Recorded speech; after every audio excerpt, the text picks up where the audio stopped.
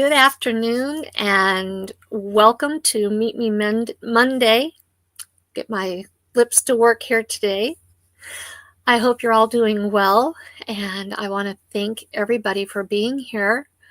I'm super excited about today. I want to welcome everybody to 2025, and I'm so excited that I get to start my new year 2025, as well as my new YouTube journey year with this creator. A lot of you know that I have only been creating videos for YouTube for a year. Coming up on the 12th will be my 1-year tuberversary, as I call it. And so I have made it a year. I have actually made it a year. And I have a few people especially to thank for the successes that I have found in creating videos and growing my channel. This guest is especially important in that journey. And I am so thankful for everybody that's here. And I'm blessed. I just have no other way to put it except for to say that I am blessed to have you here along my journey. So without further ado, I would like to welcome Kaye to the stage. Hi, hello everyone. Yeah, thank you for having me. Oh, this has been a while in happening, making it happen. I asked you back over the summer and trying to get it coordinated or something like that. Part of me. Yeah, it's been a while, and forgive me. I had my personal life, all with good reason and for positive reasons, was overwhelmingly busy for a handful of months there. And people they have to be shaking their head, listen to me say things are going to open up a little bit. Things are going to be, I'm going to have more time for everything. And it never seems to come around. But finally now, yes, I finally have some time for some more of these types of things. But I really appreciate you bringing me on, especially I know you've been doing the series for a while. You've had a lot of guests. I have. It's been a lot of fun. I actually went to college for telecommunications. I only stayed in college for a year, but I learned so much. And I've always been interested in journalism, writing. I took a Toastmasters class when I was in 7th or 8th grade. So all of this has kind of culminated in doing interviews on YouTube, and it's been so much fun getting to know people and putting those skills to the test, really. Yeah. And meeting people, forming friendships. I have absolutely formed friendships with many of the people that I have met through YouTube, through doing these interviews. And I have interviewed people with channels that are so different from mine. Right. Yeah. And I think that's the beauty of YouTube, really. It can be, yeah. I very much like seeing people supporting each other with channels of different styles, because in the long run, let's say we get to 100,000 subscribers, right? The first 100 and 200 is going to make up such a tiny portion of that. But these are people who are very interested then in your channel and your content, feeling like they know you or get to know you more so than if they just stumbled across the channel and said, oh, she's, planting something. I'm going to plant the same thing. I'm interested to see that. Maybe they subscribe. That's how things work. But it's wonderful when we have people who are so interested in our success, each other, you know what I mean? And therefore might go farther than an average regular subscriber when it comes to remembering the thumbs up, remembering the comment, remembering to share your streams out and stuff like that, right? Right, right. Absolutely. Well, something that I have done that's really different from so many of the other interviews that I've watched, and I do take time before I do my interviews to go back and look at other channels, and the people that I'm preparing to interview, I look at their channels and I study them, and I get to know them through their videos. And if they've done interviews with other channels, then I look at those interviews. Right. Something that I do differently is I want to know the person. I am all about people. I want to get to know I want to get to know the person. It's fun to go and watch their videos, but a lot of times the videos don't tell the whole story. You're absolutely right. Yes. And so I like to dig deeper, and I want to get to know, in this case, the man behind the mic, if you will. Right. We all know the man who talks nonstop. Seems like it. Yeah, it doesn't end after this. We all know the man who does the clippy dance segments There you with, go. Yeah. you know, and we all love you, those of us who have been through your channels, and Well, thank you for we the kind appreciate you, but we don't know the man behind the mic so much, except for the little stories that you share periodically about Yes, your sometimes personal I life. go too far and I start talking much more about myself than what we're supposed to be doing. I'm sure everybody gets trapped in that here and there, but it's something that I try to reel in. I used to keep a note on my computer screen to say no story time. So I would remind myself, dial it down there a little bit, you know? Well, here today you get to have story time. And So, thank you for that, because you know I love it. so and we will have a period of time at the end where those in chat can absolutely ask questions. But before we get started, I do want to welcome those who are in chat. We've had people in chat waiting for the interview for at least 15 minutes before we got started. Yeah, that's great. So I want to thank you for being here and being so dedicated to Kevin. I know that you're the big draw here, because these people have been following you for so long.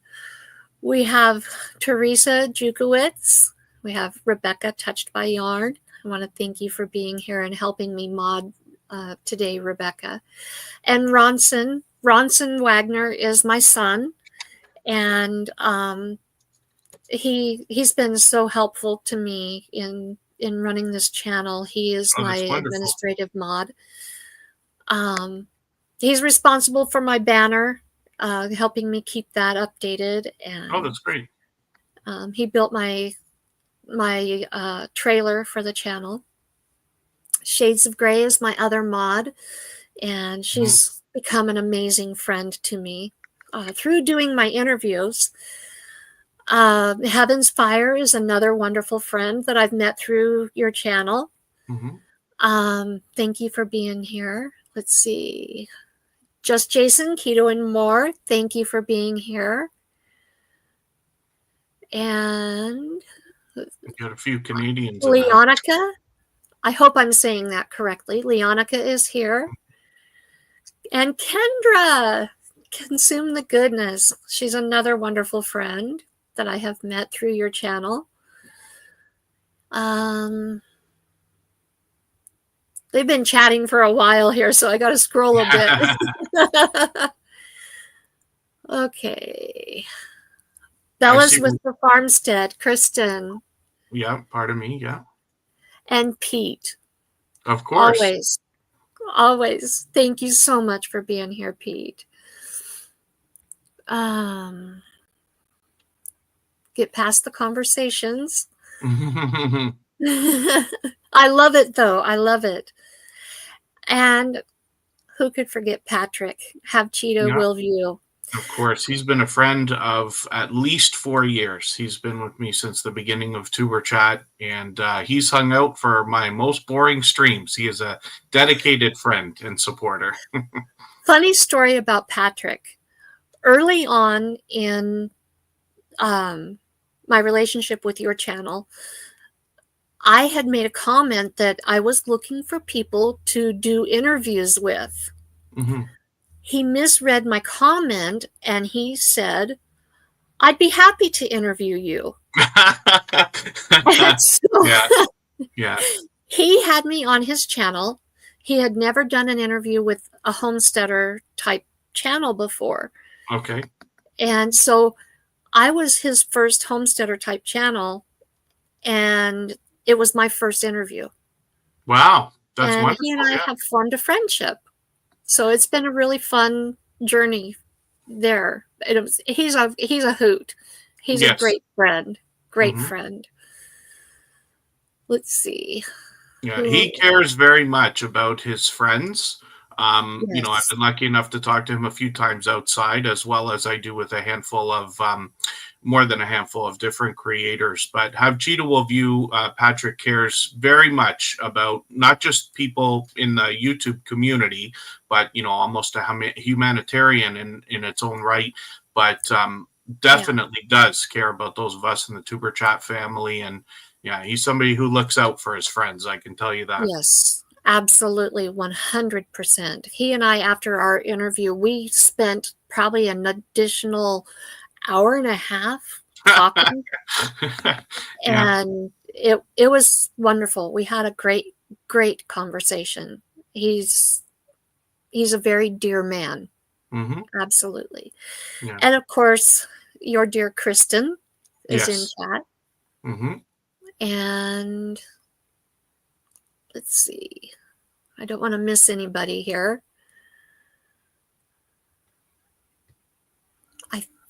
Crafty Witch 232 is here. Mm-hmm. Jesse Miller, unboxings and more. Some are new for me on my channel, and I appreciate them being here so much.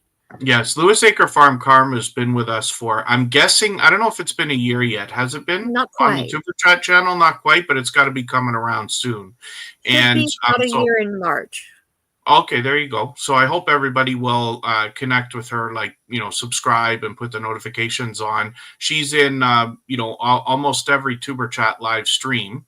But I see her out supporting other creators as well. And you see this series now, Meet Me Monday, where she's introducing other creators. So you can see that she is an advocate for helping others grow as well.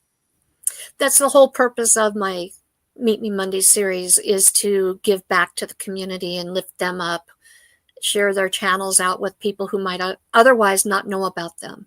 Mm-hmm. That's the whole purpose of it. So let's see. P&J's Homestead Adventures, welcome. Glad that you're here today. Mm-hmm.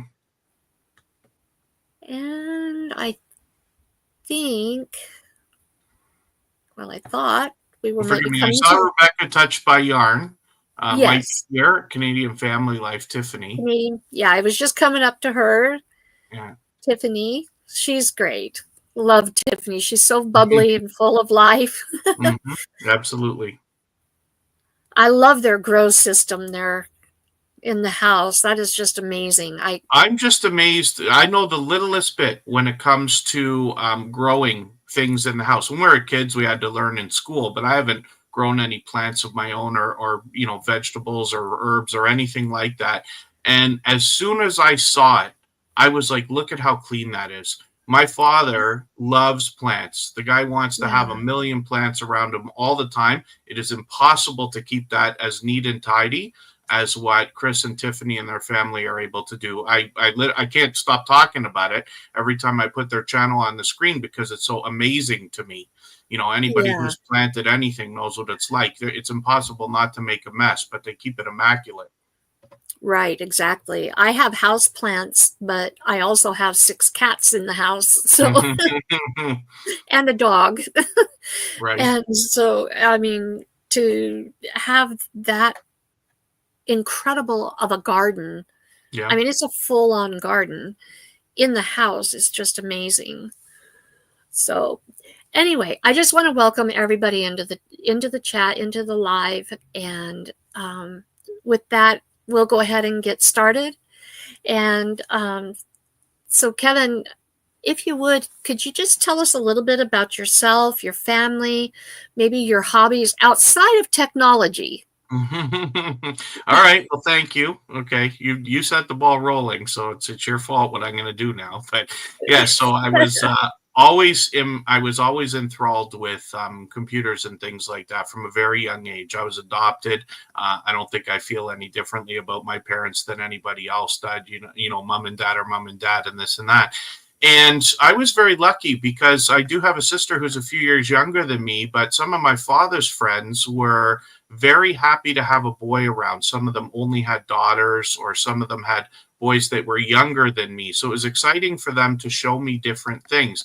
I had a guy take me out sailing.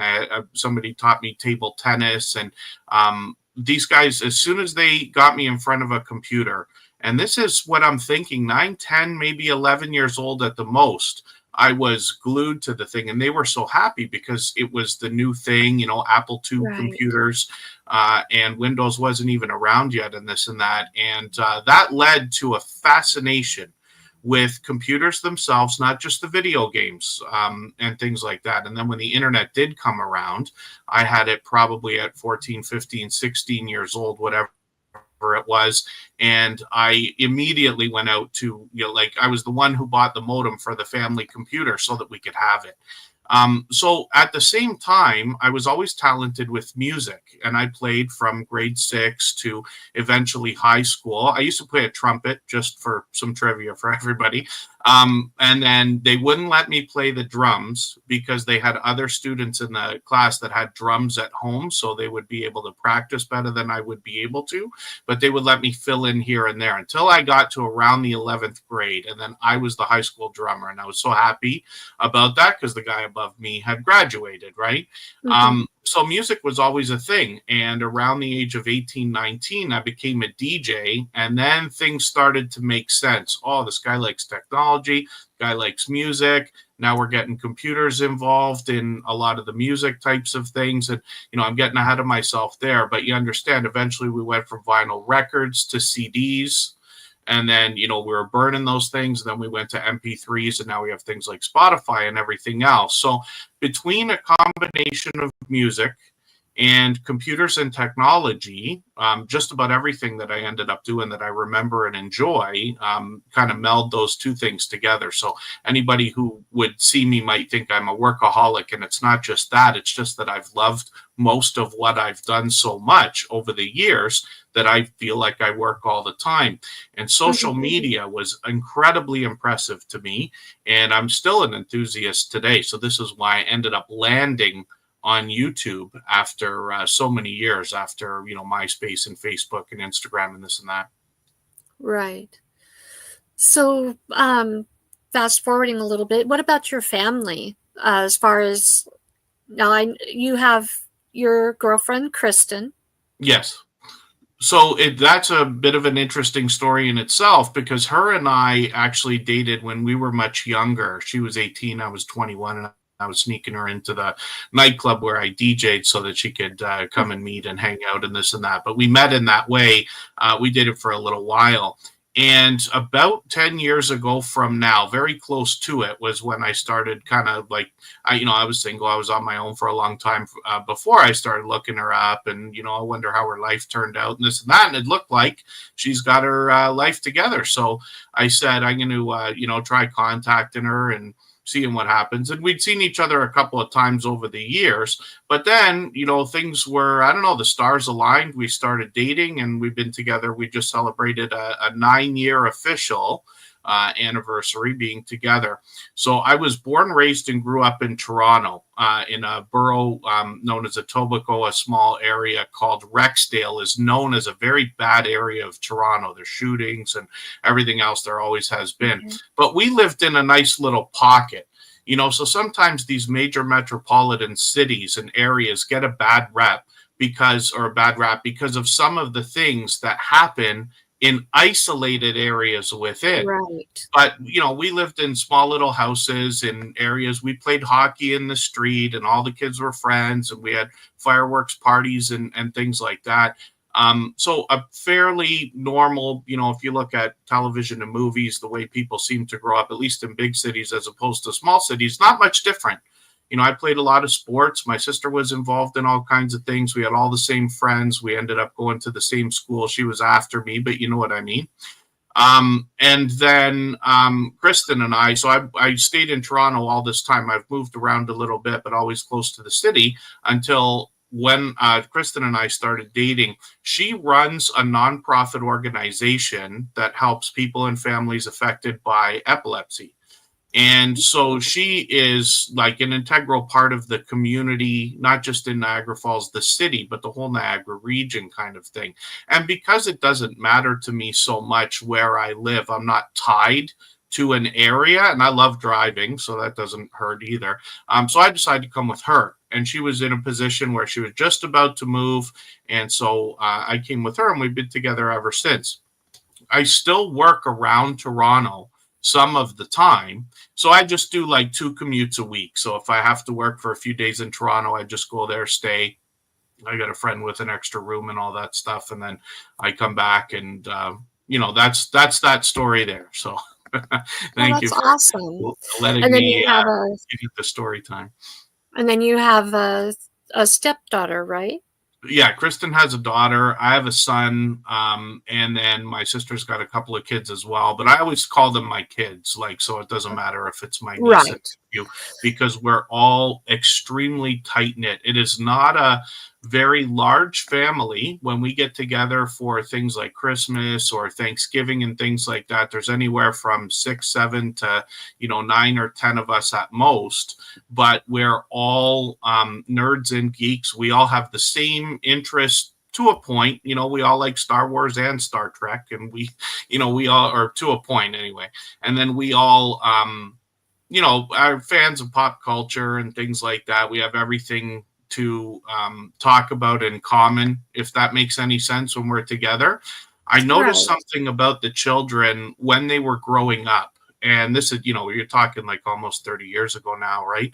But when the kids started to become 5, 6, 7 years old, the older ones anyway, I noticed that they would not take off out of the room and want to go do their own thing when we were all together. And this is just like watching behavior and body language and things like that. But sometimes you have families, and there's nothing wrong with it, where the adults are talking and the kids run and play and break things and scream through the house and everything. And these guys really never did. They just wanted to be with us all the time. And I thought that was really cool. And it's not 100% of the time. Sure, they'd go and play some video games and stuff like that, if dinner's being cooked and things like this. But typically, we're all together talking all the time, which is all I like to do. I just like to sit around and talk all the time. And but we would play games. We would play together. So my niece, for instance, she liked to play more board games or things like that than video games when she was a little bit younger than the 2 boys, let's say. So we had this monstrous checkerboard as a carpet. And you would throw this thing down on the floor, and it would take up half the living room floor. And the chips for it were like this big. They were monstrous. And, we'd just sit there and play checkers while everybody's talking. So we didn't separate activities. Everybody's always together. So I'm, eternally grateful for that. And it continues today. We do a lot of things together. We try to get together outside of birthdays and Christmas for a couple things a year. Once in a while, we'll go to something like a baseball game or a theme park or something. And, as many people as can make it are always included. So, oh, that's awesome. There's nothing like a tight-knit family. Yes. And thank you for that, Ronson Wagner. It's nice to meet you today, but thank you for that help as well. That's awesome. So now, if you could have any job at all, what would your dream job be?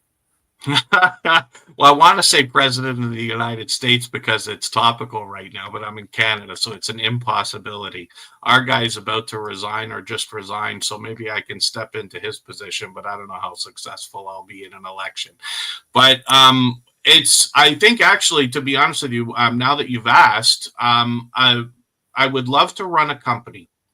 And what I'm talking about is, let's say, a small business with, let's say, 10 employees and things like that. I've had that vision in my mind my whole life. And I've started different projects, different ideas. I've registered business after business, but that's just, registering a piece of paper and this and that.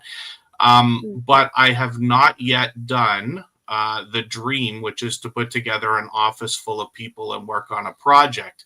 I love computer programming. And about 10 years ago, or a little bit longer than that, I started to put apps on the App Store. When the iPad came out, I was fascinated. And I said, wow, I've been developing websites my whole life. And this is going to be like Web 2.0. This is going to be exactly what we just went. And I can see the future. So I started doing that. And I put a few of those together. But as the kids were growing up, they said they wanted to be video game developers.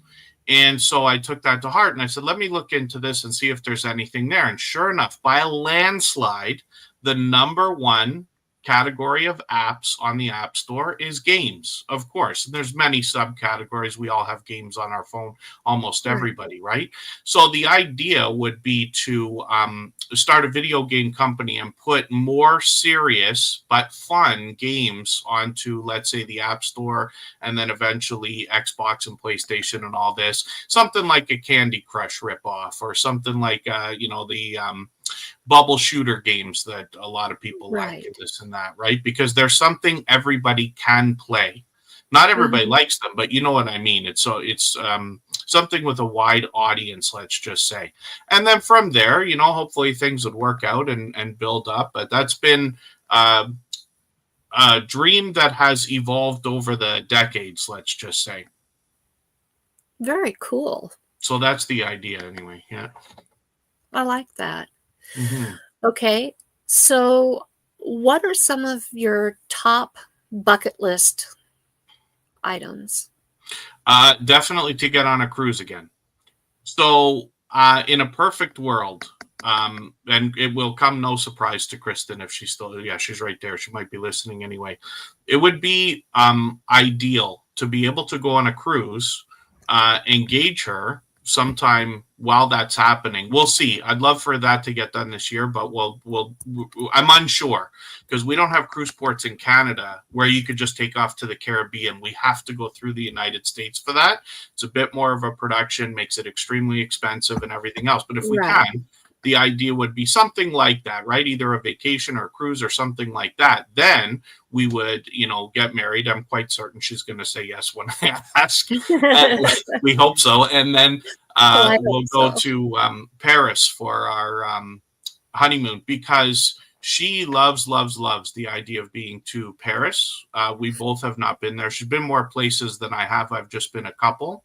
But that is kind of a bucket list idea right now, because even though the idea of vacation and travel, everybody loves that. Everybody, I'm sure, would travel as much as they could. I don't have a lot of places that I really have at a top of a list to see.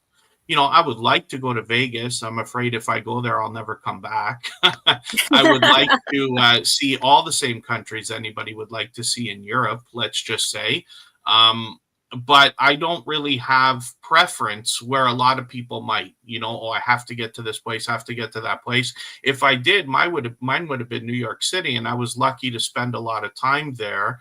I worked on a cruise ship in 1996, hence the love of cruising, let's just say. And I just worked for one summer. It was 4 months, and I was a DJ on the cruise ship, but we spent Saturdays in New York City, and then we went to Bermuda every week.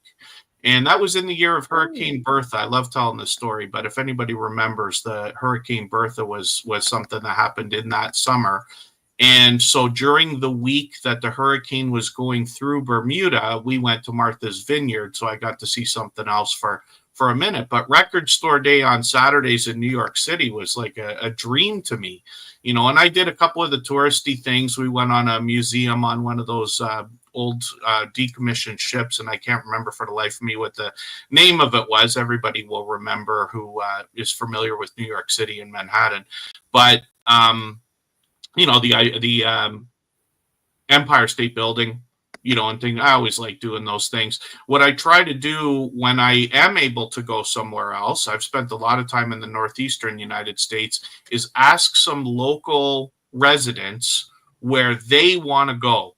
You know what I mean? Because I can go to the Olive Garden anytime, but I want to see what you like what makes Providence, Providence, or what makes New York, New York, or what makes Boston, Boston, that kind of thing, right? And I do the touristy things. I spent some time in Boston. I went to Cheers, of course.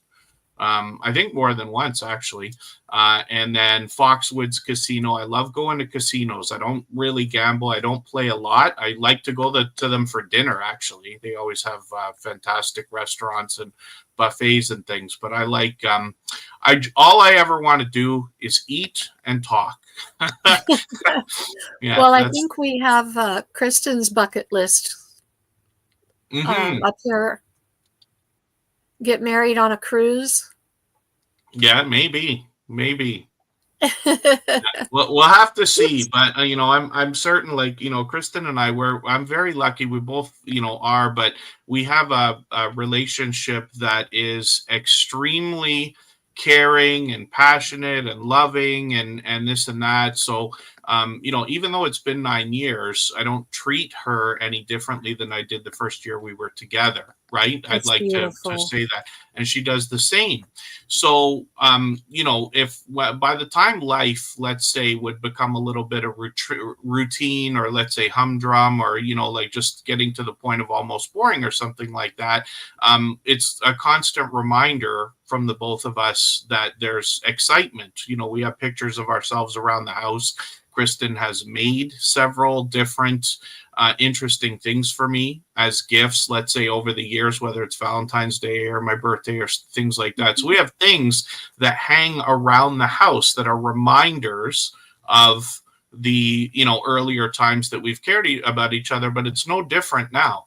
Like, for instance, Kristen loves Christmas. Like I do too, but she really loves it. And one of the most important things, she makes sure every year she puts up the Christmas tree.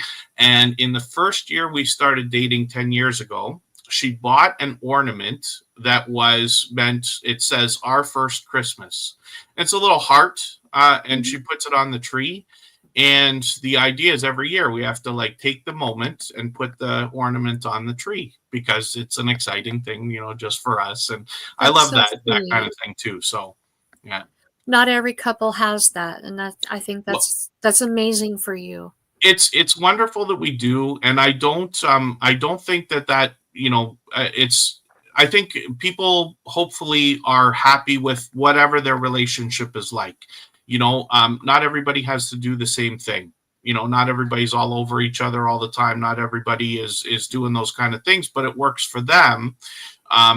And I think that's fine too. I really, in life, just want everybody to be happy.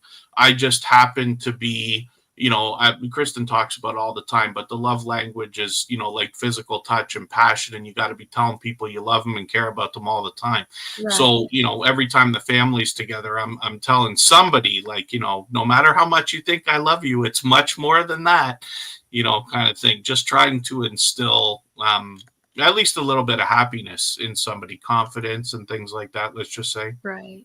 Mm-hmm. Well, the thing is that we're never promised tomorrow. Never. I forget that every day, but you're right. Yes. If you don't tell someone that you love them today, you may never get that chance again.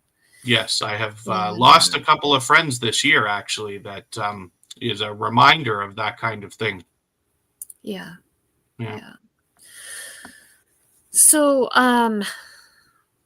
what is something not related to YouTube that people would be surprised to know about you? I have to put a moment of thought into that. I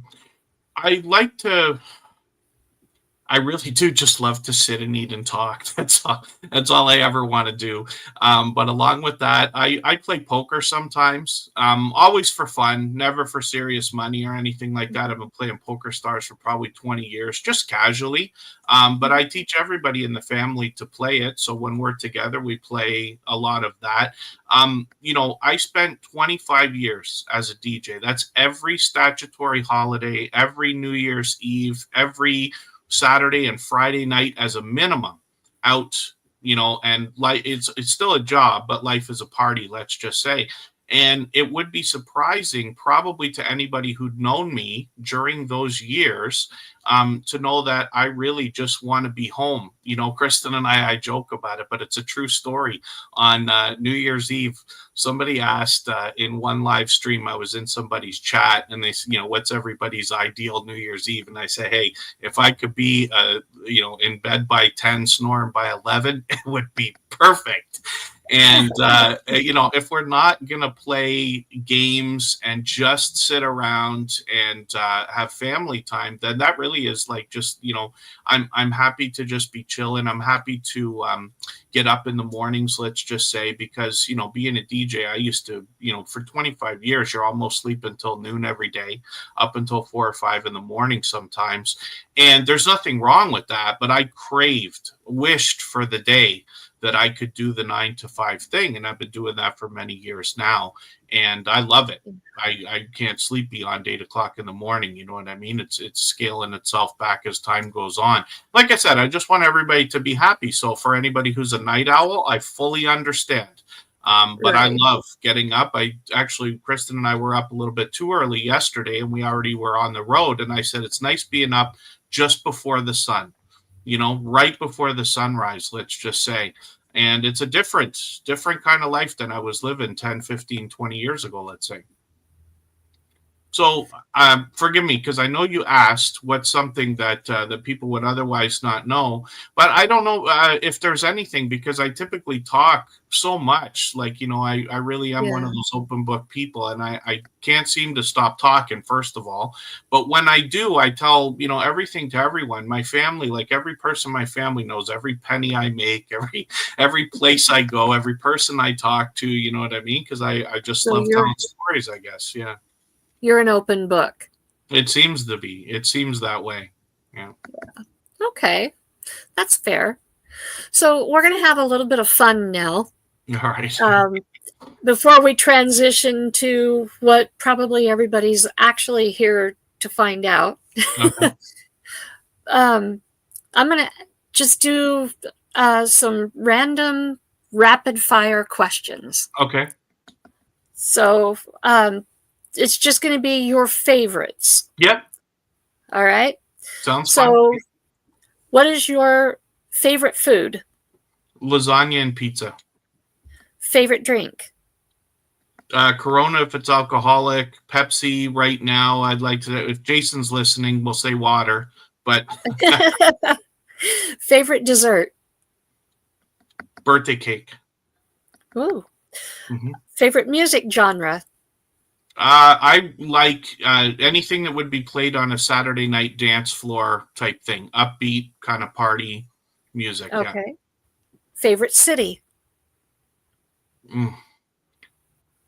I really do love Toronto, but I did love my time in New York City as well. I didn't spend as much time as I'm making it sound like there, just a few hours every week for a few months.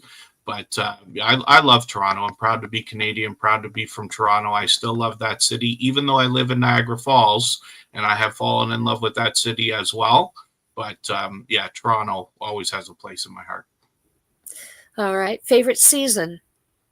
Autumn. Autumn now, yeah. Very cool. Favorite ice cream flavor?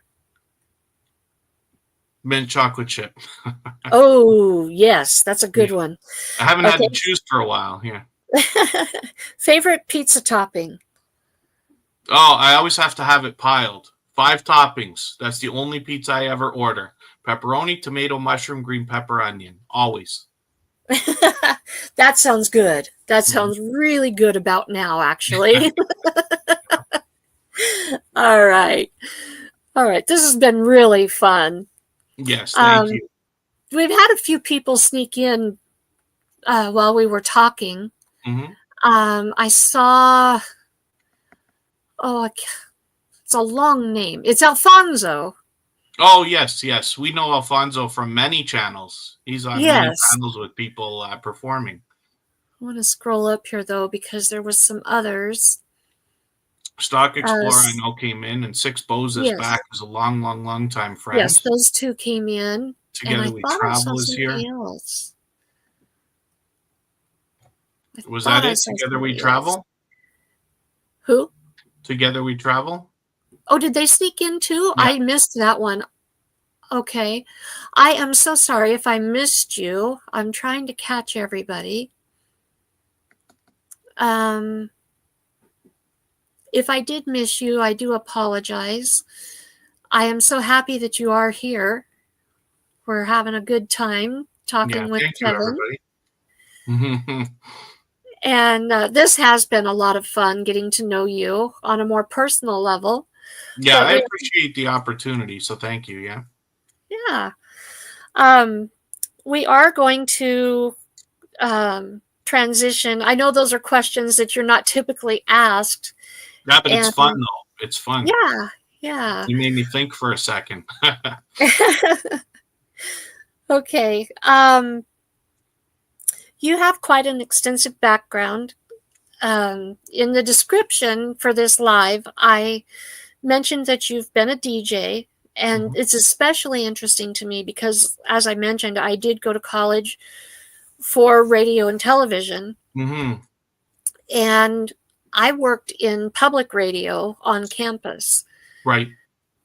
How did you get started as a DJ, and what are some of your favorite adventures as a DJ? So I was working in a toy store. We had a place called Toy City, and it's a competitor for Toys R Us. I think it's only Canadian, but I'm unsure. And this is 30 years ago, right? So in around 1990. So I was working with a guy, and we used to work, every day. I'm friendly enough, so it's easy to get along with people. But I usually latch on to somebody. I've got a best friend everywhere, that I hang out with every day. So we would have the same breaks, and we would try to schedule the same days and work together. And one day I said to this guy, I go, so what are you going to do after? And he says, well, what are you talking about? I go, well, we're not going to work in a toy store, forever, which you could. There's nothing wrong with it. But when you're 18, you just don't know, right? But I don't know what I'm going to do. And he says, well, I'm going to go and be a reggae DJ. And I said, a DJ? Wow. That would be cool. And I'd been buying records for years. I love that stuff, right? And I said, that would be so cool. I go, how do you do that? And he goes, well, you go out and buy some turntables and be a DJ. And I'm like, can you really do that? You don't have to go to school or anything? The very next paycheck, I went out and bought the first DJ setup that I had. It was awful, and I bought it from a car audio place, and it was totally mistake after mistake and things like that. But sure enough, this is how that started. I'd also had an on and off full-time job since I was 16 years old. I did the job for way too long, but I worked in a bowling alley. And I used to always have jobs, right? And so usually never less than 2. I just like to work, right? So I was working in this bowling alley, and I had bowled there as a kid in a league. We used to do that, right? Saturdays or whatever. So they hired me. And then as people started to know I was a DJ, they gave me a chance, even at 18, 19 years old, and said, well, you could DJ our bowling banquets, right? Because, they have these things at the end of every season. Lots of sports teams do those kind of things. And that's how that got started. At the same time, I got a job with a mail order record company that sells records that were made specifically for DJs, just so that the music's more mixable than the average record everybody's buying off the shelf, let's say. And then through some of that stuff, I ended up finding out there's a new radio station that was starting. I really didn't have that much interest. And I always thought that I was going to go to a place called Fanshawe College in, I think, London. I think it's in Jason's area. That was really going to be for music, but they also teach radio and television, if I understand right. Or, I might be convoluting the story a little bit here because my memory is not what I think it is. But this radio station started started up in Toronto, and the guy that I was working for at the record label ended up getting a job at the radio station, and then he just took me with him. So we used to be on the midnight show. As soon as I got there, it couldn't have been a month. They hired me right away. And I really feel like I was born for radio. You know, it's too bad I wasn't born a decade earlier. I would have loved to be a DJ in the 80s instead of just the 90s. But that was 80s rock. great for me, and I love it so much. It's too bad that radio now is just, kind of falling apart, and, things evolve, right? So we live in a different world now. But I really enjoyed my time there. And the most interesting thing about that was the fact that I actually exceeded my dreams come true while I was there.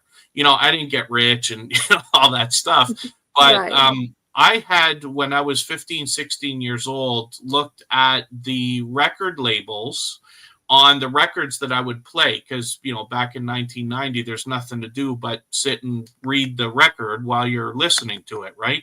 And I started to notice that people like Paula Abdul, Madonna, Debbie Gibson, Tiffany, all the big artists at the time had the same producers on every record. I said, that's what I want to do. It's not Madonna that makes the record great. It's the producers. Now I understand. Now I was wrong. Madonna's a great businesswoman, in my opinion. But, for a lot of them, the music is put together by other people. So I ended up aspiring to be a producer, and then later went on to work for one of the record companies that would sell the records through the mail order company that I had worked for. So that was already a dream come true. I bought so many of those records, and then eventually I was one of those guys. But I also ended up mixing a lot of compilations. A lot of people will buy these mixed CDs back in the day, and they would have, it'd sound like something a DJ would do on Saturday night, but just, on a CD with all popular songs. And I did a lot of those. I did about 13 of them. And that was beyond my wildest dream. So, like, today, if people go back and search on the internet, sure enough, my name is on, 500,000 CD sales worth of discs or somewhere thereabouts, right? So that was a lot of fun. And that's how, kind of the radio stuff came together, let's just say. Okay. Wow. That is incredible. I think that's awesome. I derailed your question with my answer there. No, as you're fine. Do, yeah. Yeah, that's fine. Mm-hmm. Okay, I think we kind of already talked a little bit about this, but you develop apps. What kind of apps do you make, and how would somebody go about finding those if they wanted to look them up? So the ones that I have are awful. There's a couple that are still on the App Store. Most of them have been kicked off because I never updated them afterwards. And it was really meant as like a practice run. Anybody who has done anything knows that it takes at least 10 tries to make anything good. You know what I mean? If you want to teach me how to knit or crochet, sure, I can learn how to do it. But the first 10 things I make are probably going to have mistakes all over them until I finally start to get it right. Not for everybody. Some people can find things that they're a natural for. But in my case, it usually takes a long time. And I knew that starting. So I put out a few games. And basically what you do is you could buy a game that's already made from somebody else, and then just change the colors, change the characters and things like that. So I had one where not beach balloons, but balloons in the air, like hot air balloons. Oh, they okay. fall from the sky, and you just got to hit them and it make them explode, and you get points for that, right? So then I just copied the same game and put pumpkins that fall from the sky, and now it's a Halloween game, and you're just popping pumpkins, right? So these couple things, and I made a online radio station app, but I'm making it sound like I did more work than I did, because you can copy codes, you can buy codes. I cannot design graphics myself. I'm a graphic designer, but not a graphic artist. So I have to buy the graphics or pay somebody to make the graphics and this and that. And I made like a little checklist app. But all of that stuff was meant to learn. not meant to be like, oh, Right. I'm going to make $1 million app or anything like that. The idea was, okay, I'm going to do a round of these things. And as I get better, I'll get rid of those and make some new ones. And as I get better, the $1 million app will come like someday down the road, right? Whereas it's not really meant for that kind of idea, but just to make a collection, let's say, of apps or especially games where you can build an audience and get people to play regularly. If you copy like Angry Birds or you copy like Candy Crush, and these kind of things that have been legendary over the last 20 years or so. Okay. My son, you remind me so much of him in so many ways. He's on the autism spectrum and he has ADHD, and his niche, you talk about always being interested in technology and the internet and all of that. I am not kidding you. Our first computer was a 486. Yep. Mm-hmm. And he was 8 years old, had never been exposed to computers. Right. And he was telling me how it worked. He was telling me what was in it. He was telling me all of this stuff. And I'm like, wait a minute. You've never even been around a computer. How do you know this? Mm-hmm. And how he could tell me this stuff was beyond me at 8 years old. Yeah. And he's always been that way. I think it's wonderful when young people can find something, and that's what I mean about being a natural with something, right? Lots of people are naturals at different things. Sports is an obvious thing, music and that kind of talent is another thing. But then you see people and life starts to make sense a few years later when you say, well, he's been doing it since he was 8 years old, right? Yeah. Right. And he actually, I wish I had it right here to show you, but he built, after I've started this channel, he built me a shadow box play button for YouTube that counts my subscribers. And he wrote the code and everything for it so that all I have to do is plug it into a USB power source and it will automatically count all of my subscribers. Every time it changes, it'll update. Right. And he dabbles with that all the time. He's always looking for ways to change code and write code, and he's teaching himself how to build things. And I'm encouraging him. He has a channel, and I'm encouraging him to build it, to work it, and try to grow it because he has something there. Right. But he's still too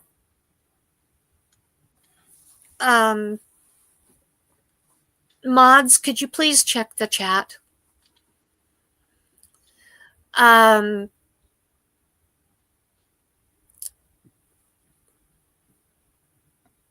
He's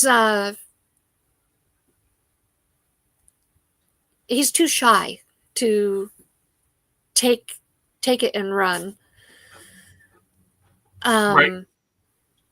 So I'm just, I try to encourage him to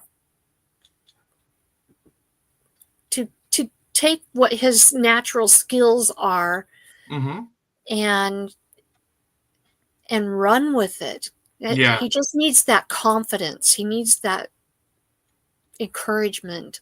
Right. But hearing you talk about it and talk about the way that you took what you had the natural interest in and just built on that, I hope that it will encourage other people, not just my son, but other people who have those natural skills and those natural interests and run with it, because they can do so much with it. Absolutely. A lot of times we get caught in the, the routine of life, let's just say. So it's, time is a struggle, and the older we get, the harder it is. We all know this, right? But trying to carve out a little bit of time to do the things that we wish we could do, we can think is very tough. So I was very, very lucky in a lot of ways. And I say this all the time. I tend to be a fairly lucky person, not winning the lottery lucky, but just lucky in general. And the only reason I was able to get those apps on the App Store and learn to be a better programmer, let's just say, is because I took a job that was similar to security.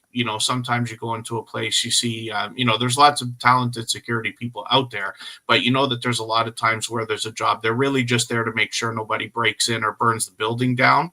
And they really don't have a lot that they have to do all night. This is the kind of job that I took in film and television. I didn't know what the job was. I just ended up taking it. It's called location support. And I did a bit of production assistant work and this and that. But basically, a lot of the job was just hanging out. And your job is not to put out a fire if it starts. Your job is not to prevent the place from getting broken into. It's just to call 911 if it happens. So you're literally sitting there doing almost nothing. And you just got to every 45 minutes or whatever, walk around. The rest of the time, you can just be working on a computer or something like that. So I would literally take a computer with me.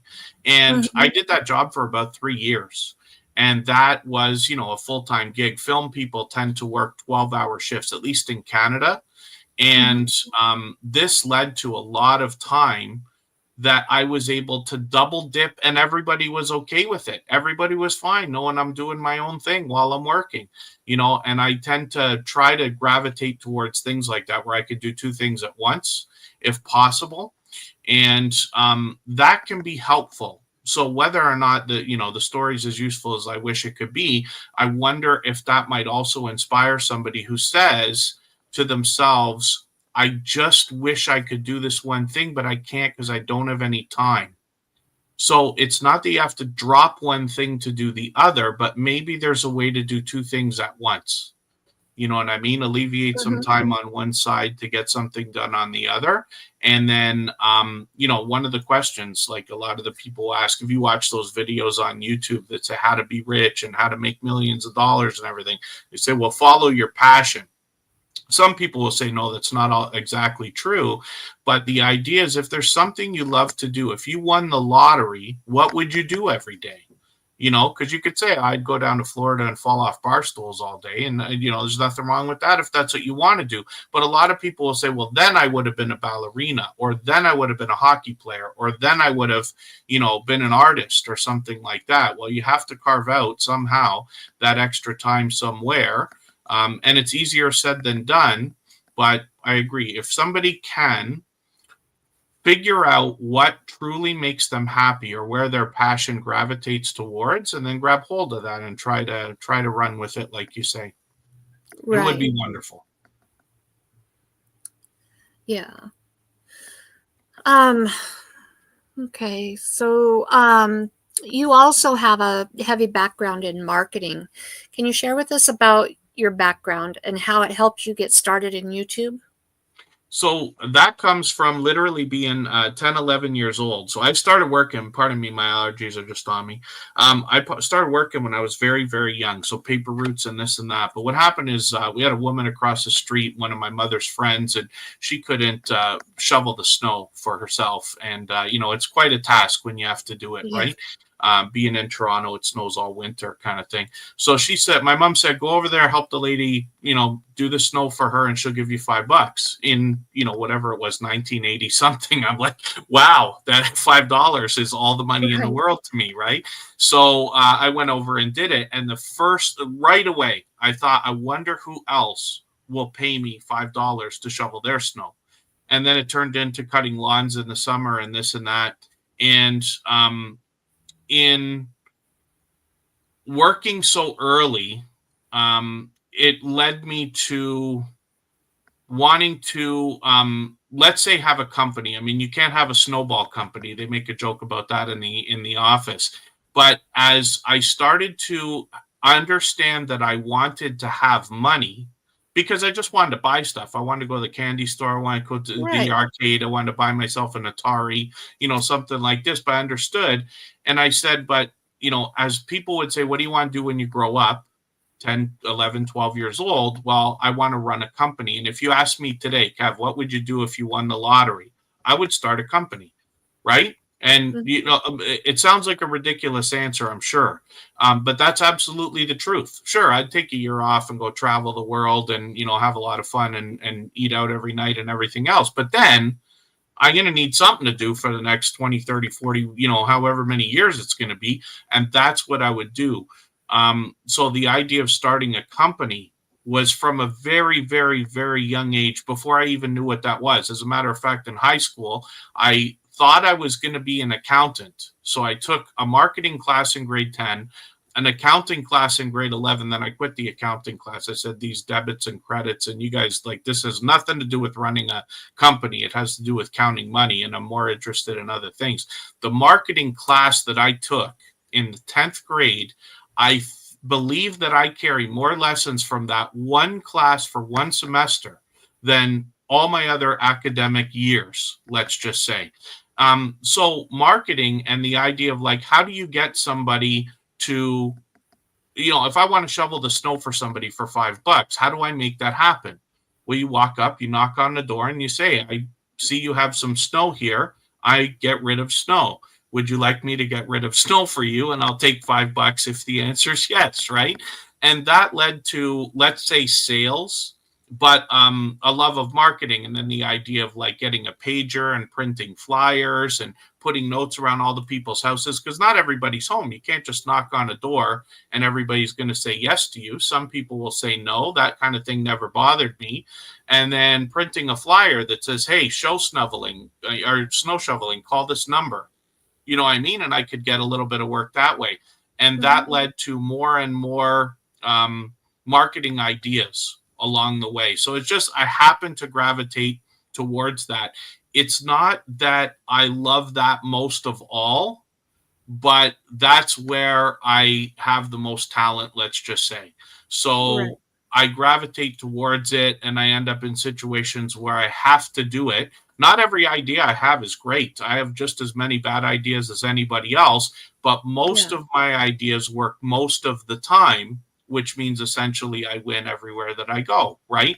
Nobody's getting rich, nobody's making $1 million a year and all that stuff, but a lot of people that I've worked with or for, there's a lot of successful businesses around there that were better off when I left than they had been when I started, you know what I mean? Or better off while I was there than they were before I got there, kind of thing.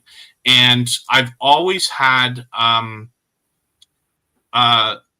I've always gravitated towards small businesses or self-employed people and things like that, understanding that the hardest part about running any kind of a small business is getting the customers. Lots of people know how to do their business. If you put windows in buildings, you know how to do your business. If you're an artist, you know how to paint. I can't do that. But what I can do is get you the people who want to buy paintings from artists if you have trouble finding that kind of thing. That's where I seem to excel and always have. When it came to nightclubs and DJing, I've played for just as many empty nightclubs as I have packed houses. But in the later years, I know how to make people go to a nightclub if I want them to. You know what I mean? Same thing as when we started Tuber Chat as a channel. I know that we have people who have YouTube channels. They're always going to want more subscribers. I can help them get more subscribers. Not just me, us, but I can get everybody together, right? And people are already doing it. It wasn't just my idea. But marketing is something that I happen to be great at. I do like it very much. Whether I love it or not, I don't know. I've probably said 1,000,000 times I love it. But there are probably things in life I would love more. But it's not the worst way to make a living, is doing that kind of thing. There's a lot of horrible ways to slug out a living as opposed to sitting behind a computer and talking to people on the phone, let's say, Right. Yeah. You've got to love what you do, or at least find joy in it. If you can, yes, if you can. I know it's tough. Sometimes, we feel trapped. And, I've had that too. I felt the corporate thumb. You know, it wasn't my dream to work in a bowling alley. It was the first place that hired me when I needed some work, you know what I mean? Or Yeah. wanted some work, let's say. So I just took the job and stayed there too long, as we tend to do. You know, Yeah. one of the wonderful things would be if somebody needs work and is able to work and then takes a job, doesn't really love it or even enjoy it. You know, God forbid you got people you don't like there and everything else. We forget to spend a little bit of time looking for something better every day. We get complacent and it's like, oh, I've been doing this job I hate for 5 years. You know, where, well, maybe you could have for the last 4 years been doing something you either hate less or enjoy a little bit more, you know? So I think about that all the time. I know that when I was able to work, my dad never understood why I chose the jobs that I chose. Mm-hmm. Because his thoughts were, well, you've got to get out there and make a living. You've got to be able to support your family. Okay, yes, you do. Mm-hmm. But at what cost? Mm-hmm. You've got to also enjoy what you're doing, because if you're coming home angry and you're coming home unhappy, you're bringing Mm-hmm. that home to your family. Yes. And what is the cost? Right. And so I would find jobs that I was truly happy at doing. Mm-hmm. And or maybe it wasn't my ideal job. Maybe it wasn't the job I truly wanted. And maybe I could have done better financially elsewhere. But I Mm-hmm. found joy. I found ways to be happy where I was. And that's wonderful because a lot of people are not so lucky, I promise you. A lot of it's attitude. It can be, yeah. You know, if you go into it with the attitude of, I hate this job, well, yeah, you're going to hate this job. Mm-hmm. But if you go into it with the attitude of, I'm going to find a way to like this job. It's funny that you say that because that's exactly what I ended up doing, as a matter of fact. Before I worked in film, I worked with a friend of mine doing some light construction work. I call it light construction work, but sometimes it's just awful. And I did it because I needed it. I literally, the last nightclub I worked in shut down. I was like, my goodness, I'm like unemployed for a day here. What do I do? And I, said, I'm going to go work with my friend because the work's there and it pays, right? Everybody knows construction pays. So I went and it was the most awful thing. And at the end of the season, I said, this is terrible. This sucks. And you suck. And I'm never coming back. I'm never doing this again. And I, truly disliked it. I mean, I know the word hate is strong, but I really disliked it and thought I would never do anything so horrible again.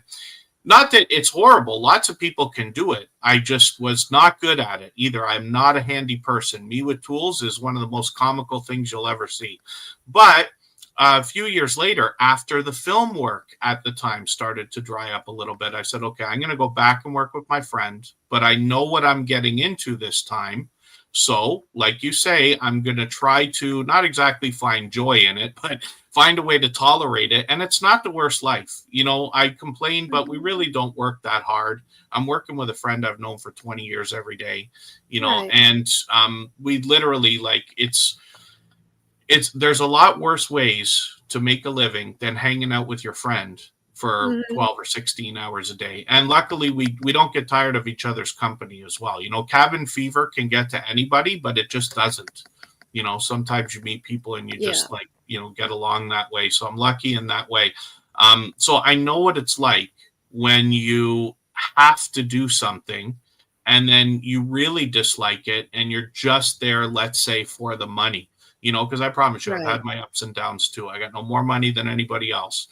But the downs really feel down, but the ups are pretty fun as well when they happen, And I've been doing what I'm doing now for 8 years. Every person I tell that I haven't seen in 10 years will say, like, what are you doing now? When I say I'm doing a little bit of construction, nobody can believe it because they're like, no, you're the music guy. You're supposed to be sitting at a desk in front of a computer. which is my Yeah. happy place, right? But unfortunately, we do what we have Yeah. to. And, I also planned, so here's just in the idea of inspiration, hopefully, while I was doing that job, I said, okay, I'm not going to do this forever. So what am I going to do? I'm going to try to make this job better and easier as years go on. So I started running the guys' YouTube channels, and I said, soon it's going to be too much work to do those YouTube channels, that I won't be able to be out doing construction, 5 days a week. So I started to cut it down. So now I barely have to be out 3 days a week. This year, I might not even have to do that, because there's so much other stuff to do when it comes to sponsors, when it comes to social media. And we do a couple of other things with Amazon and eBay and everything like that. But a little bit of planning can really help. You can plan your life out 5 years in the future. I do it when I move. I do it when I buy a car. I'm always thinking what's going to be next. Like I bought myself a truck 11 years ago, and I said, okay, I know that the truck is going to be a little bit expensive because I've always driven cars, but I'm setting myself up now that 10 years later, I will buy a smaller car. I'll still have the truck, and it'll be a cheaper living. You know what I mean? Instead of doing the reverse. And that's working out, exactly as I'd expected. So, we can plan years in advance. It's just a lot of times when you talk to people about what are you going to do 3 years from now or 4 years from now, it's really hard to see, and we can't know for sure. But I've tried to do this. I know what I want next year to look like, and I can slug it out for another 11 months to get there, and things have gotten better. You know what I mean? It's not a terrible life. You know what I mean? That's the idea. If you can just, not be miserable, I think is a step in the right direction a lot of the time. Yeah. So now shifting over to YouTube, you have 3 channels, and your personal channel is simply Kevin Kaye. Yes. What can we expect to find on that channel? I always wish that I would catch up and do the things that I talk about all the time, like putting out a video a week and everything like that. And, a lot of times I'll get into a good run for a month or two, and then I fall off again. YouTuber chat takes precedence. It's the most important thing, because it's not meant to be a money-making channel. It's meant to be an engine so that we can make as many channels as we want, meaning you, Karma, me, everybody in the chat, everybody we care about can do as many YouTube channels as we want and make them go fast. That was the point, right? So my personal channel sits in the background after life, after family obligations, after Tuber Chat, and after my full-time job, right? And it really was... I started running somebody else's channel 7 years ago, before I even started mine, before the idea of like, oh, you should have a niche, you should have a category and everything else. I say, yeah, but I'm not gonna. So I'm just going to do a variety channel, because, pardon me, it's still going to be better than average, right? So I'm not usually great at a lot of things. A couple of things I've been great at, most of the time better than average at most of the things, not always. But YouTube is the same thing. Right? So my channel now is scraping along the 10,000 mark. I had 10,000. I lost a few over Christmas, but it's somewhere around there, and it's really meant, now I can use the excuse that it's meant for variety. I expect to do a lot of unboxings and product reviews, because I do well with those when I review affordable things, which I figured 7 years ago is what I was going to do. If I do something interesting, like I've taken some flight lessons, but that is because a friend of mine for 20 years started a flight school and asked me if I would help him with marketing. I said, okay, let me come and see what you're doing. And that led to a bunch of flight lessons where we made a deal, you know what I mean? So those are on the channel. If I happen to DJ here and there, I'll put it on there. Some of the older work I did, a lot of the remixes that I did for some popular artists and stuff like that, and some not so popular, that's all there. Some of the radio shows that I did, the smaller ones, are there from many years. I lost a lot. I've only lost one hard drive in my life, and it was in the peak of my radio years where I was recording a lot of what I was doing. But I still have plenty. You can't get monetized on those things anyway. It's really just to drive views and subscribers, but that's all there. And then if there's anything interesting, so if I was to travel, I'll do some hotel reviews and, maybe a lot of outdoor live streaming. I know Niagara Falls obviously is a beautiful city and it's a tourist destination. I just happen to live here, so it's coincidence, but I can go out and do a lot of live streaming there. So I'll probably continue a lot of that, hopefully more this year than last year. That sounds really good. I haven't had an opportunity to go and really check out your personal channel yet. Mm-hmm. I want to, because Mm-hmm. I think it sounds very interesting. You mentioned the Niagara Falls. I hope Mm-hmm. someday that you'll Mm-hmm. have an opportunity to come and check out the Niagara of the West here in Idaho. Oh, yeah, possibly. Especially in the springtime. In what we do in Idaho, other states too, we use irrigation. Where I live, it's a high desert, and without irrigation, we would have no agriculture. Right. Because there's no way to have moisture. Once the rains stop in May or first part of June, there's no rain again until October. Oh, goodness. Maybe a little bit in September. Mm-hmm. But we don't have any moisture again until that time. And so it's completely dry. Mm-hmm. And that's our growing season. Mm-hmm. So we use a series of reservoirs and canals, ditches to carry water. Yeah. So they've got dams along the Snake River. Okay. And reservoirs along the way. And we have the Shoshone Falls, which is part of the Snake River. Mm-hmm. And that's where they call it the Niagara of the West. Yeah. And it's actually taller than Niagara Falls. Oh, wow. And in the spring, they release the spring runoff. Mm-hmm. And the runoff is so magnificent. Yeah. That it's just, people come from all over to see the spring runoff.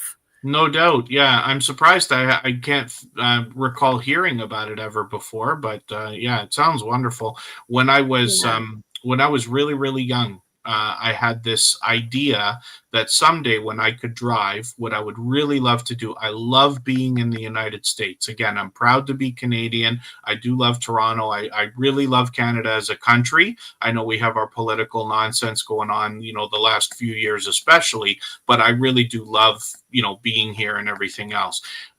But I love my time in the States, and there's a feeling that I get when I cross the border. When I wake up and I'm on the U.S. highways and stuff, it feels different. Almost, mm-hmm. I don't know if it's vacation or what it is. But I had this aspiration of driving and someday being able to see all 50 capital cities as a minimum. Let's just say, you know what I mean? And, I've been lucky to be able to see a handful, but I've never done a trip like I'm talking about. But I would love one day. I joke about it. It's not really a joke, but the idea of grabbing a travel trailer, throwing it on the back of my truck, and literally going to the States for 3 or 4 weeks minimum to go and visit a lot of our friends that we've met through YouTube and this and that, and literally just doing a zigzag through the country, mm-hmm. You know what I mean, all the way around and then coming back just so I could see a lot of everything. I've loved the time in the Northeast that I've spent, but most of it was driving. I really didn't get to take time and enjoy a lot.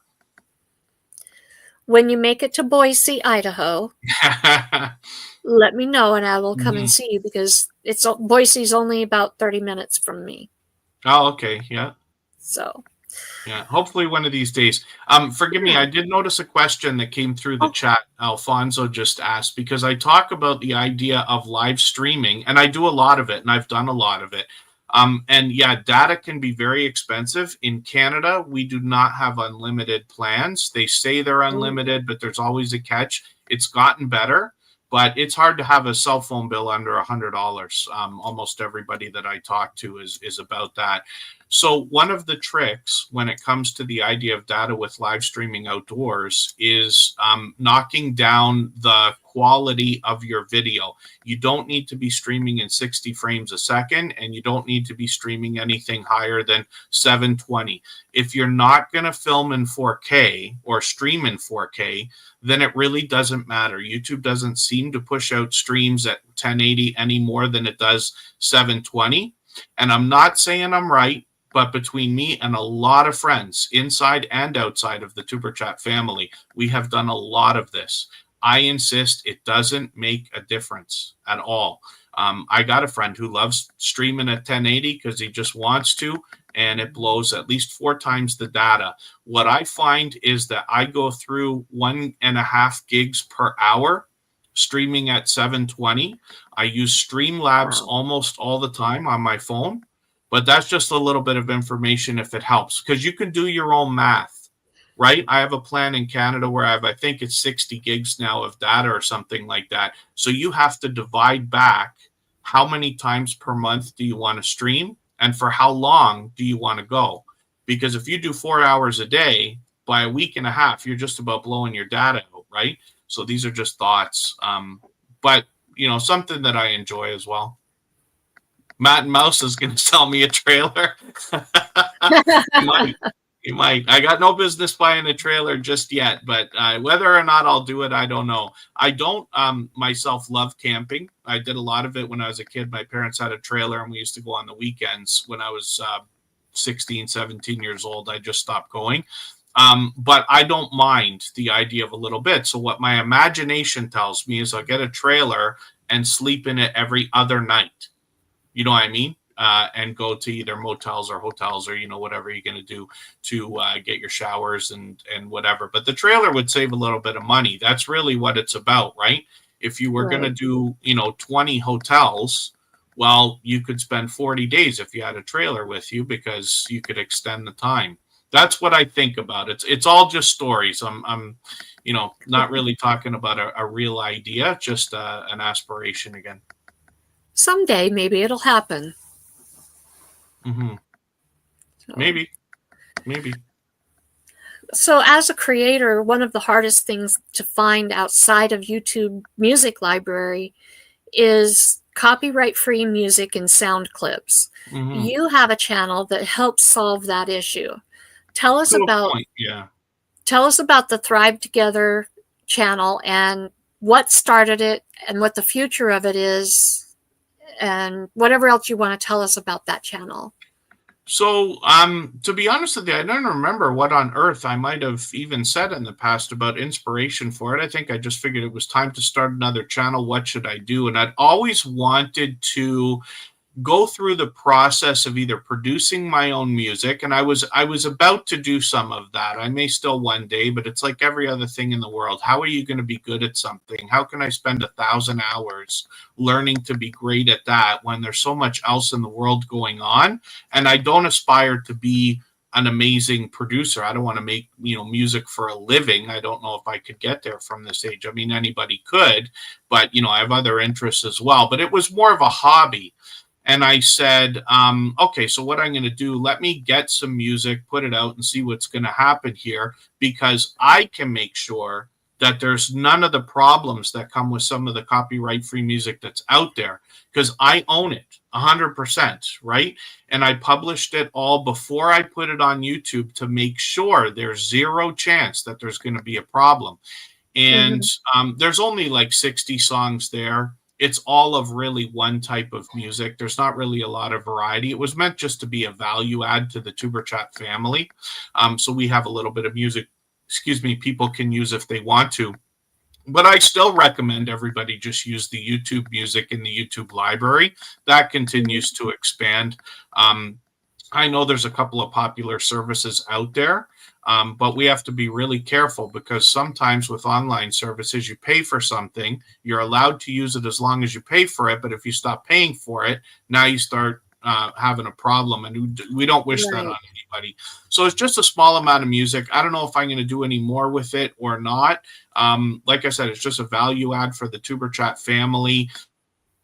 It just sits there right now. I may put out some more music. Things are changing. The music industry is changing right before our eyes now with AI and everything else. And we've done a lot of live streaming over there, but it's really just a fun place to, just chat and talk about the same things we're talking about in Tuber Chat. A little more laid back so everybody can get to know each other, and this and that. But I don't know if I'll bring those streams back. But I appreciate you asking, because it's an experiment. And I love doing projects, right? So for a while I had an online radio station, but it was just really to show off, to be able to say, look, I did the logo, I did the website, I did the music, I did the technology, I made the app, I made the website, so I could show everybody a little bit of everything that I've done, a lifetime worth of work all in one project. I took that down now because I wasn't going to do anything more with it. But, usually I have to have 3 or 4 things going on always. And as soon as I drop a project, I want to do something else. So we'll see what the future holds. Kristen got me a dash cam. It's much more than that, but a system for my truck that I can hook up with like Apple Play, because my truck's a little bit older. It's 11 years old now. Doesn't have Apple Play and Android, CarPlay and all that stuff. So it also has a dash cam. So I might just do another dash cam channel because I can film so much footage every week, Anybody could, you know. I had fun the few times that I was able to go and participate when we end the Tuber Chat show and do the raid on the Thrive Together. Right. Yeah. Excuse me. I had fun over there with the little computer generated. Yeah, what they are, but video game characters that jump around. And that was fun. So yeah, I think about bringing it back. So the truth is, one of the big things about that was never meant to be a money-making project either. So it costs $100 a month for the cloud service that I was using to run that. Canadian, but still $70 American, let's call it, right? That's a handful of money when you're not expecting to make it back, right? Then the cloud service that I was using doubled their price. So it would probably cost $200 a month to do it. So I had to cut it off. I said, no, I can't carry that. So I went out and bought another computer. That was about $1,200 because I said to myself, okay, that will pay for itself in a year, because I would have been spending $100 a month renting a computer, whereas I can now buy one and it will outlive the money I'll pay for it, let's just say. But I haven't got somewhere that I've decided 100% to put that together yet. And I bought that while I was in an office that I was renting. You've seen that in the background of my videos and stuff. I needed that office for a while. As my parents are getting older, they're needing more help from me. But recently, they both have gotten into a situation where they don't need that help from me anymore. They have all the help that they need. They live somewhere now where, they have all the medical and attention and stuff like that anybody could want. So I get to be just a visitor. But they've moved out of their apartment. I've helped them with that. The apartment's gone. I don't need the office anymore, so I moved out. That's where that computer was sitting for a long time. Now I don't really have the same thing. And when you are doing anything, when it is project-based, let's just say our YouTube channels and everything else, we always have to remember that every single thing we do is marketing. I would love to never lose my patience, but I do it, occasionally and this and that. And it's awful because you don't want somebody to just catch you in the wrong moment. And now you've lost a friend, lost a customer, things like that. Right. The same for our YouTube channels. We always want to put our best foot forward because the internet is written in ink. So the problem with running the music channel on an unstable internet connection is that it takes so much work to get new people to go. We all know what it takes to get new people to come to our YouTube channel. The music channel's included in that. And if I do all this work to get somebody to come to the music channel and the internet cuts off, they'll just leave forever. They will never, ever, ever come back. Not always, but you know what I mean.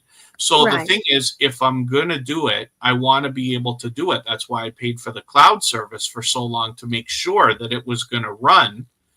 Tuber Chat's doing well now as a channel. Everybody knows this, so it's easy to cover, $100 a month for a service to give everybody a little bit more value add, like I keep saying. But at some point, it becomes like, no, this is getting to be draining. And if it's not going to work properly, what am I going to do if the company wants to double their price next year again? $400 a month? I can't do that, right? So I'm just getting my situation together now with a routine, because now I only have 2 things to do where I used to have 3. I used to have to give my parents quite a bit of help. They don't need it anymore, which is all for good reason. It's all positive, I promise you. But that means that now I'm spending more time in Niagara Falls. So I got to think about whether I want to set up that computer here, or if I want to leave it where I work, because I can leave it there. It's a better internet connection over there, and just use it remotely. But I'm deciding, and this is literally just weeks in, we let my parents' apartment go a week ago. So I'm still getting my ducks in a row, let's say. Yeah. Well, it's good information. So, well, I purposely saved what personally I think is the best for last. I think most of us are familiar with Tuber Chat. Right. But for those who aren't a part of the Tuber Chat family, tell us about the birth of Tuber Chat, its purpose, and what your goals are for it in the future. So that idea, there was a lot of people doing what we call growth streams at the time. YouTube a long time ago made this rule where you have to have 1,000 subscribers and 4,000 hours of watch time to get monetized. That was not a thing before. They had different restrictions, and that came in right after I started on YouTube. And I've been on for what's getting on 8 years now, but I started with somebody else's channel. So when these growth streams showed up, where people could go in and do the things that we're doing now. You connect, you watch a video, you leave some comments, this and that. I thought, wow, this is great. But the people who were doing it in the channels that I found and was introduced to were so supportive that when I said, hey, I might want to do a channel like what you're doing, they didn't say, no, don't copy us. There's too many. Go do your own thing. They said, okay, we'll help you. And they did. And some of those friends are still with us today. They're all still friends, but some of them even come around sometimes. And so when we think about those growth streams, because of my marketing background, I figured, okay, I understand what's really going to make a channel successful in that game, because there was already hundreds, if not thousands of them out there.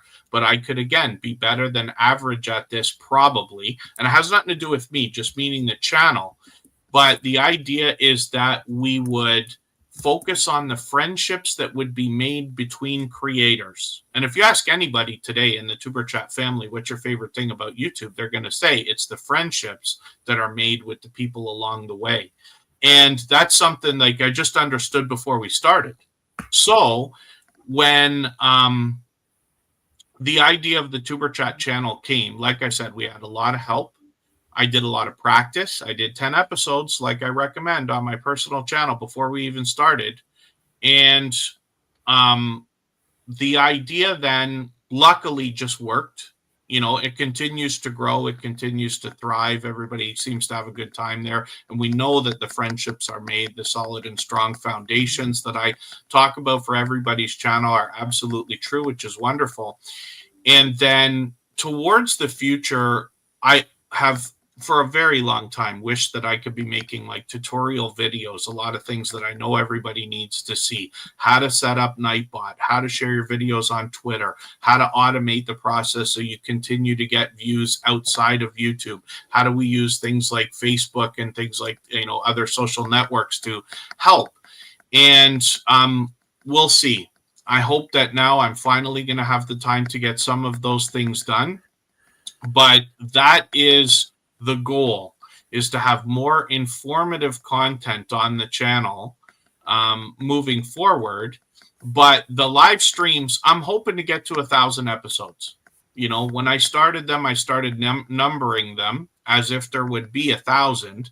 And I think we're going to get there. It's only going to take one more year. And then we'll see after that. We'll see if everybody's still doing the same thing. YouTube has made it easier. It doesn't feel easy, I'm sure, to anybody starting out, but I promise you it's easier today than it ever was. Getting monetized is 100 times easier today than it was 7 years ago. And so we'll see what the need is in the community. But my intention is to just keep it going, for a long period of time. I'm sorry to interrupt. We've got a problem with chat. Mods, I really need you to keep a close eye on the chat. We have somebody that's creating new accounts and coming back after being banned. Please keep a close eye on that. Ronson, you have full authority to do what needs to be done. Yeah, you got a couple people watching now. They've done it a few times, but that's okay. We're getting close anyway. I've gone in and banned him 3 times. Yeah, this kind of thing just happens. They'll move on eventually. Yeah, this is actually the first time I've had an issue in my chat, and I made sure I had 3 mods because I knew having you on here, I was going to. No, he's back. It's okay. It's okay. I knew that having you on here, I was probably going to have people that I don't normally have. Yeah, it's anything's always possible. But because I've been on so long, and because I do have a channel that is now has thousands of subscribers, it's almost guaranteed. If you don't have a hater by the time you have 1,000, I don't think this is a personal thing. This is just I don't either. A child or somebody with other ideas that just does this kind of thing. They'll just move to another channel after we're done, and eventually they'll get bored. But this kind of thing is common, unfortunately. You know what I mean? Yeah. Oh, I know it is. I just don't want it in my chat. I don't want it to drive anybody away. Right. And I just want to make sure that my mods are really watching it close and taking care of it, so it's not taking away from our conversation. Yeah, they're on it. So. But yeah, Ronson Wagner, that's a good idea to just punch up the time. We're not going to be much longer anyway. Yeah, but thank that's you. Great.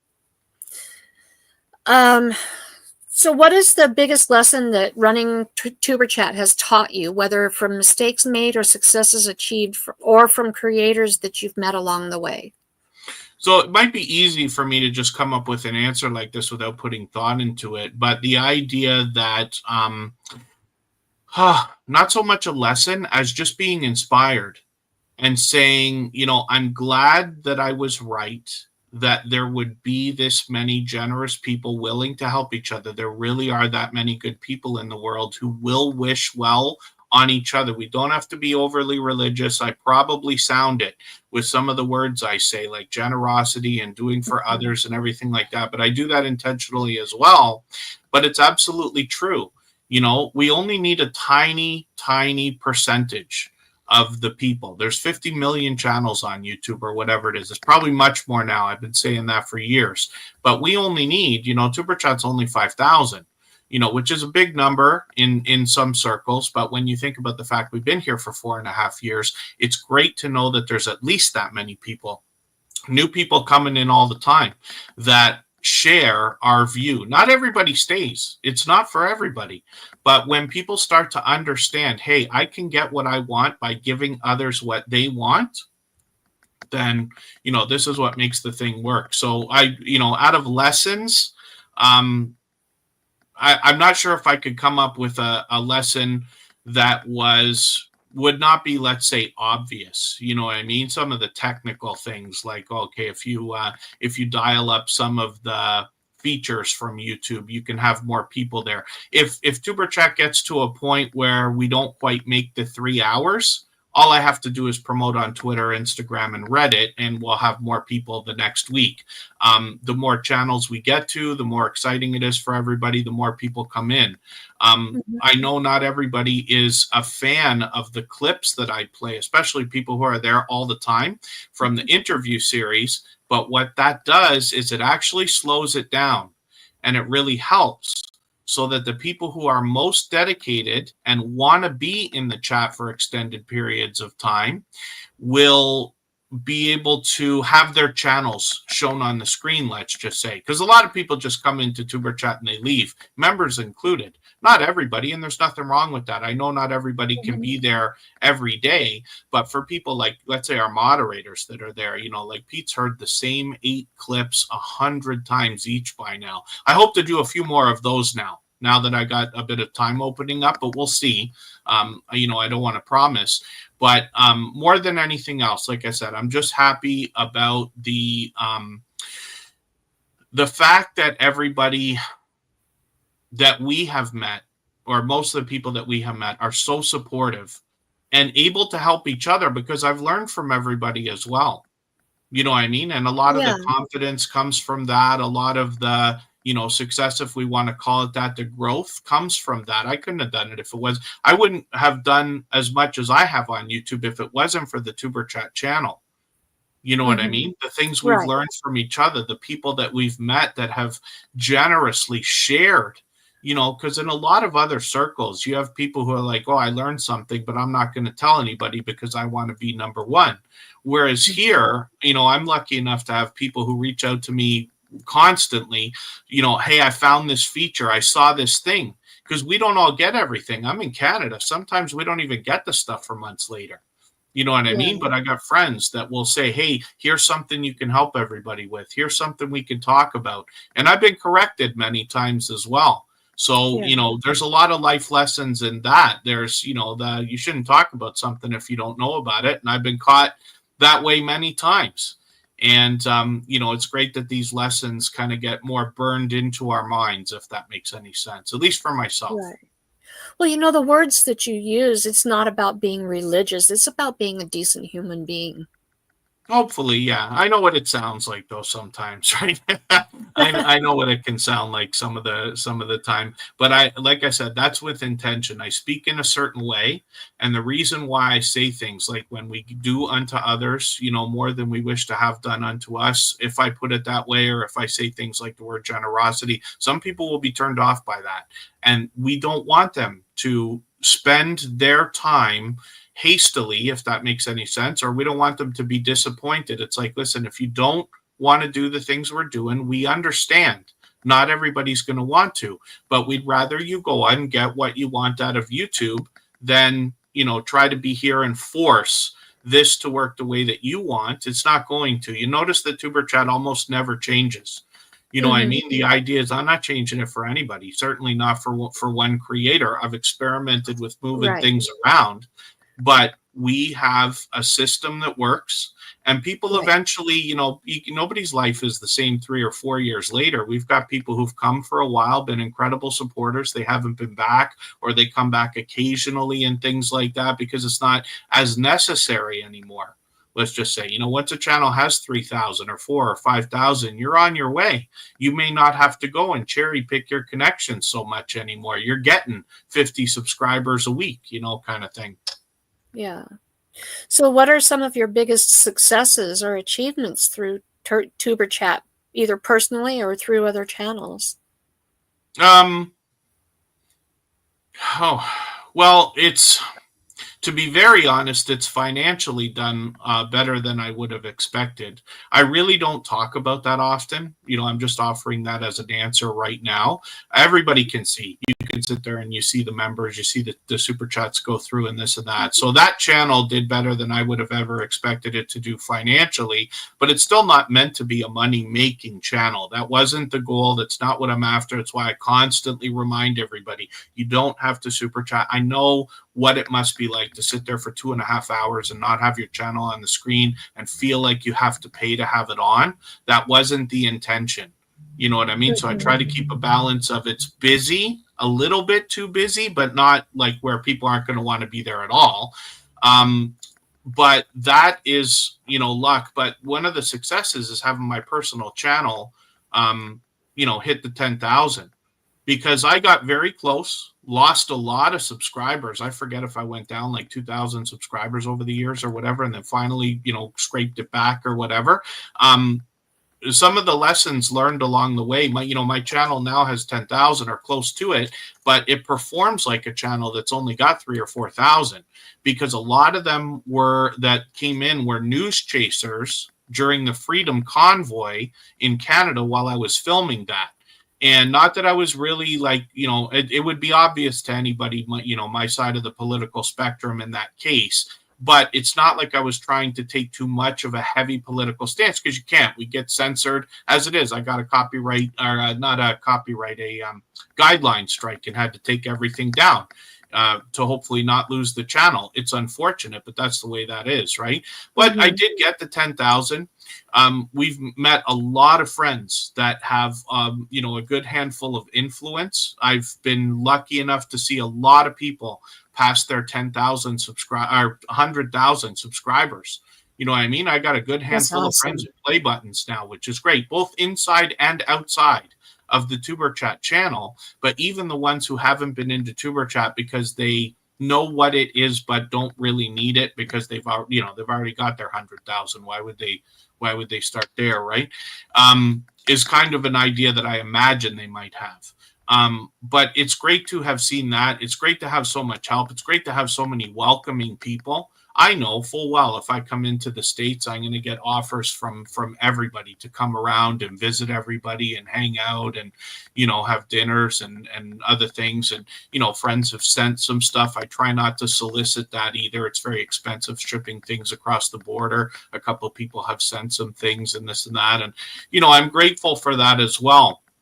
But a lot of this is practice too. A lot of this is, I love, again, I say it, I love social media. I love online marketing, not in a fanatical way, but I love it for what it is. I love it for what it can do. I love the idea that now, more than even 10 years ago, it's easier than ever for anybody to make money online. One of the things that was the intention of Tuber Chat is to take people who do not make money online to making money online, or people who already make money online to make more money online faster, right? And that's, essentially what it can help with, right. And I love that idea, because I promise you, I know how much even $20 a month, $50 a month, $100 a month can really change somebody's life. And I am not kidding. You know what I mean? I promise you, I've had my share of downs as well, where $100 would have solved a real problem. And these days we can help somebody. It's like teaching a person to fish. Not that I'm teaching, we help each other. But instead of giving somebody that fish, you teach them to fish and say, listen, I want to help you make your $100 a month or $500 a month or $1,000 a month or whatever it's going to be forever after. I hope you make more than I do. I hope you do better than I do. I really hope that, because if you do, we're all going to get what we want. Right. That's the beauty of it, and the beauty of the family that I've found in Tuber Chat. Everybody's there because we all have the same goal, and we all want to see each other succeed. And you don't find that even out on the street, because everybody's out for themselves out on the street. It seems that way. In Tuber Chat, you're there to help everybody else reach the same goal that you're after. The people who do the best out of what we're doing in Tuber Chat are the ones who look at it that way. So that's just a hint, right? For everybody in the chat right now. That's the hint, truly. So when I was a child, when I first understood what a manager is, and I don't mean a manager of a retail store and stuff like that. I've done a bit of that too. My father was a manager at a major retailer in Canada his whole life, right? But when you think about a manager for an artist like Lady Gaga, or like for a football star, or like a manager that looks after people and takes a cut of what they make, let's say, right? I understood as a young child, when the idea of starting a business came, they said a manager for an artist like, Madonna, Michael Jackson, things like this, might take 10% of what they make, or 20 or 30 or whatever it is, right? The idea is, okay, so if I make 10 different people millionaires, I will be a millionaire.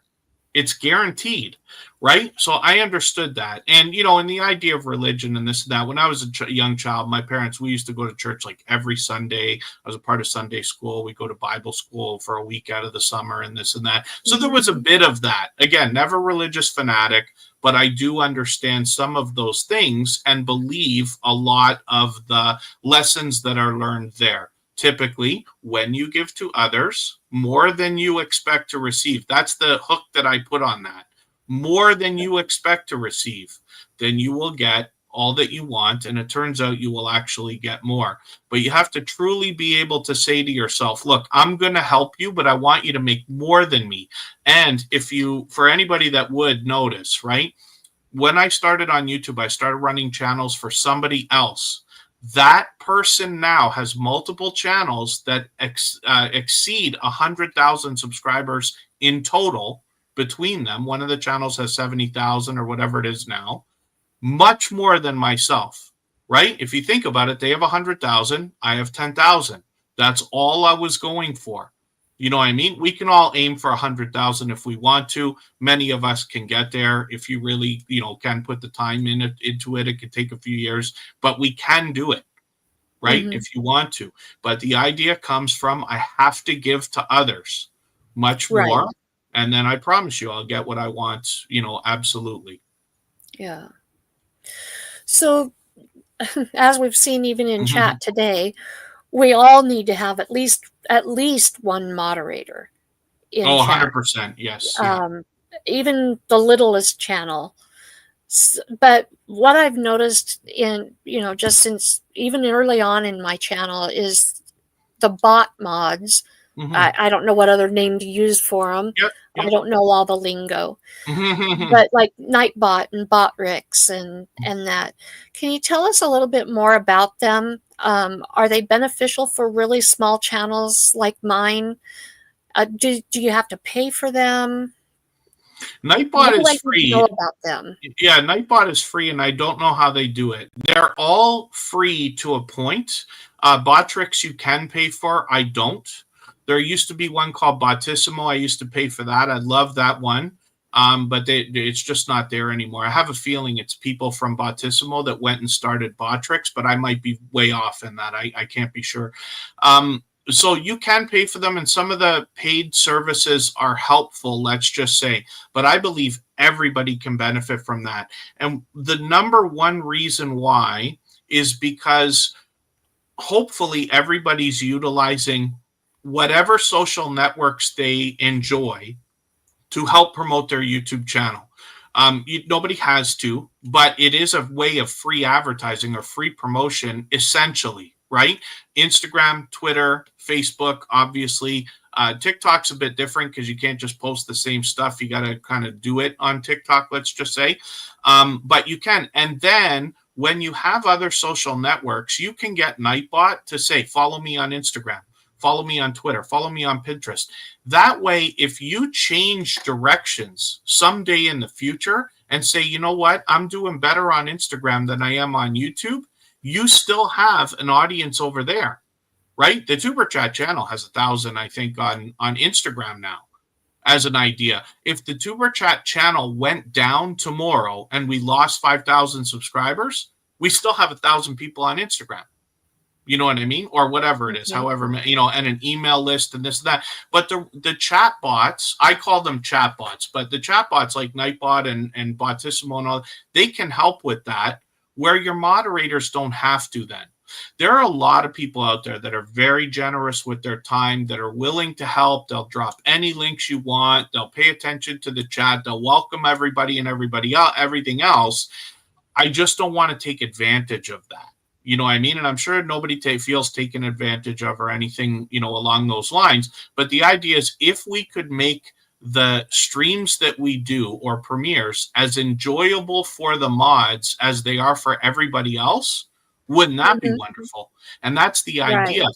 You know, I'm very lucky in Tuber Chat to have people who are willing to help moderate the chat, because sometimes it needs it. In the past, it's needed a lot more attention. I make so many mistakes. You see how many times Scratch and PPA has to correct me. Not only is he there for 3 hours, he's paying attention the whole time, which I don't know how somebody does that, right?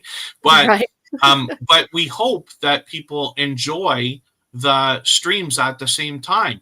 I want every one of the moderators in TuberChat to first of all be getting what they want out of YouTube. But if the idea is, we want to grow our channels and gain subscribers, I want them to be able to do that the same as everybody else is while we're running the stream.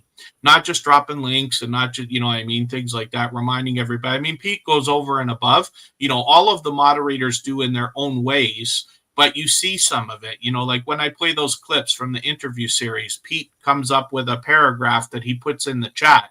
I'm assuming he does what I do, copy and paste. I have a text file with a bunch of stuff that I copy and paste every day for different things. But, I'm assuming, but Pete, I've asked him many times. He insists that he enjoys his time in TuberChat. I'm sure it's the friendships as much as everybody else, and I hope for it to be true. And so the robots can help with that. So I would encourage anybody to use Nightbot. I don't know how they still make that service for free. I just haven't spent the time to research how they're doing that. But at least for now, it's been free for years, right? And then the only thing that I would recommend for everybody, wondering about it right now while we're talking about it in the chat, is I would turn, if you're just starting with one of the robots, any of them, I would turn all of the spam features off. And then after you read and understand exactly what they are, turn them on one by one. Because like I said earlier today, if you do so much work to get somebody into your live stream, what a shame it would be if they were there for the first time and got kicked out because Nightbot decided to time them out for no reason. You know what I mean? And that can come down just to an emoji or a few capital letters. Not everybody does what we do every day, so they don't know. What do you mean I can't put capital letters in the chat? You know what I mean? Some people do it to stand out. Why can't I use 4 emojis? Why can't I use a few numbers in the chat and this and that? And, when Nightbot and this and that knocks people out, it's so unfortunate. I know there are channels out there who could have done much better years later, but because Nightbot in the first year was knocking so many people out of the chat, it didn't give the channel a chance. Probably a lot of thumbs down and a lot of forget you, I'm never coming back comes from people. But I recommend them. Absolutely. And they all have different things. Nightbot has a log feature as well. So when you want to go back and say like, oh, I know somebody asked me a question in the chat and I missed it, you can go back and read everything that everybody said, at least for a few days. You know what I mean? And that's really helpful. I've used that before. How do you find the chat bots? Oh, well, everybody, that just comes from word of mouth. If you're just live streaming and you say to everybody in the chat that has channels, like, hey, what chat bots is everybody using? Everybody will be happy to tell you. You know what I mean? Well, I mean, like if I wanted to go and start using Nightbot, for example, how would I go about getting Nightbot for my channel? Oh, so as soon as you do a Google search for Nightbot, it'll come up right away. You'll know it's the right thing. And then you just click on it and it lets you log in just by clicking a button that says log in with YouTube. And it's already connected to your Google account, to your YouTube channel. And you just follow the prompts. It takes 2 seconds. It's so easy. It's unbelievable. Yeah. And you search on YouTube or do you search on your browser? On Google, yeah. If you search Google for Nightbot, it'll come up. I believe the website is nightbot.tv. They all have different ones. Not everything's .com anymore. But yeah, it'll come up right away. And then there's a few others that I use as well. But anybody in the chat will always be able to help everybody. This is what I mean about using really popular things as well, is that there's so much help out there. So if you say to anybody in any stream, hey, I'm doing this thing with Nightbot, I noticed it timed somebody out, can you help me? Then somebody will say, yeah, go and turn the spam filters off. And, that's all the help you need, right? All right. That's very, very helpful. Just a couple more quick questions. I know that you do a lot of cross promoting, and you kind of alluded to that just a minute ago. Personally, I don't use anything but YouTube, and occasionally I'll go to Instagram. And I use Instagram primarily as a form of communication with other creators through their messaging system. Right. But how does one go about cross promoting, and how effective is it? So, in my opinion, it's incredibly effective because if you have any following at all, the smaller your following, the more effective it might be up to a certain point, right? If you're somebody who really doesn't use Facebook a lot and you got like 100 people on there, I know for sure that you care about those 100 people, right? Because somebody like myself who has like 1,300, while I know 90% of them, I've had at least one phone conversation in my life with all, 90% of the people on my Facebook. There's still some people there that I don't really know that are like, oh, I don't remember who this guy is from like 15 years ago or whatever, right? But when you put a link to your YouTube channel, if you do something interesting and you put the link on your Facebook page, for instance, or you make a graphic out of your thumbnail for Instagram and you put that up and you tell the few people on Instagram that you have that you've got something on YouTube, people will follow you where they want to find you. So if somebody really loves Instagram and they're like, oh, I don't go on YouTube very much. Well, that's okay because you're still making content for Instagram, right? You can hold them. When the day comes that they are going to look at YouTube, they'll have you at top of mind because they just saw something from you yesterday. Oh, I got a friend on YouTube. Let me check out her channel, right? I know how to find it. I'll go on my Instagram and get to it, right?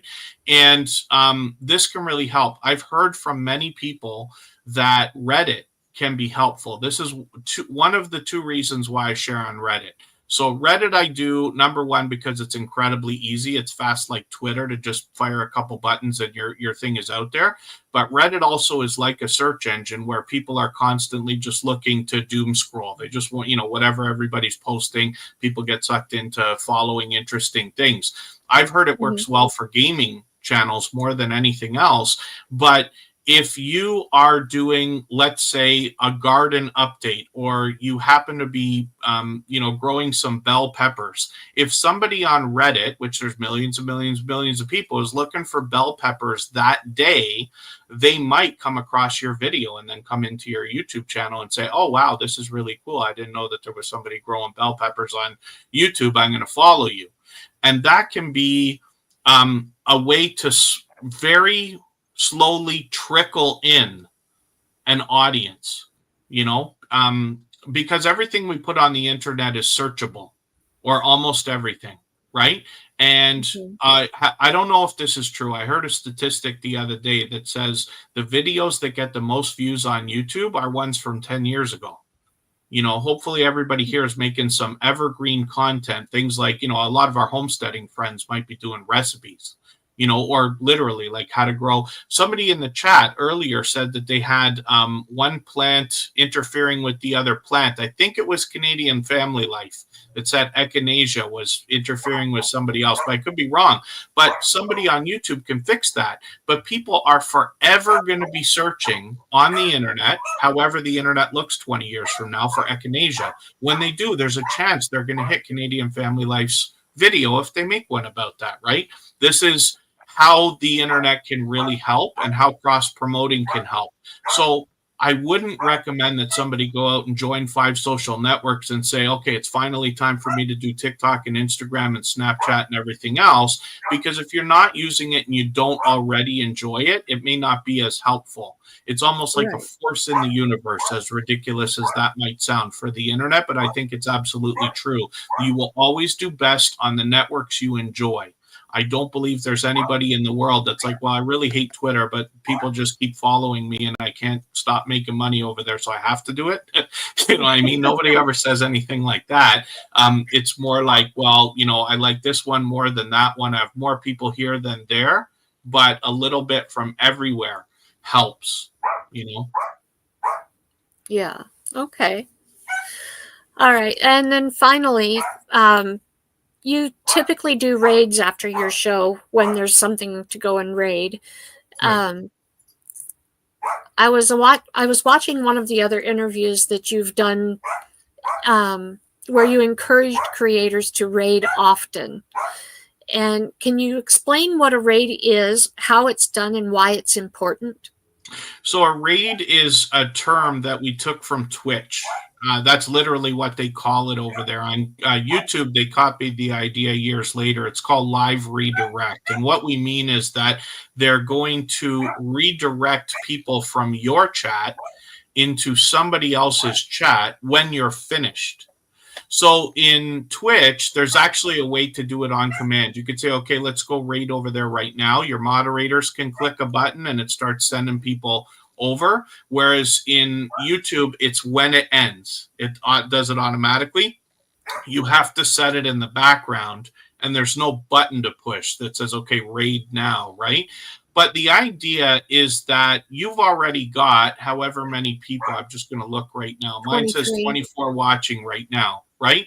So if you were going to have a friend that was dropping a premiere or doing a live stream right now, you could set that live redirect. YouTube will automatically send anybody whose autoplay is on.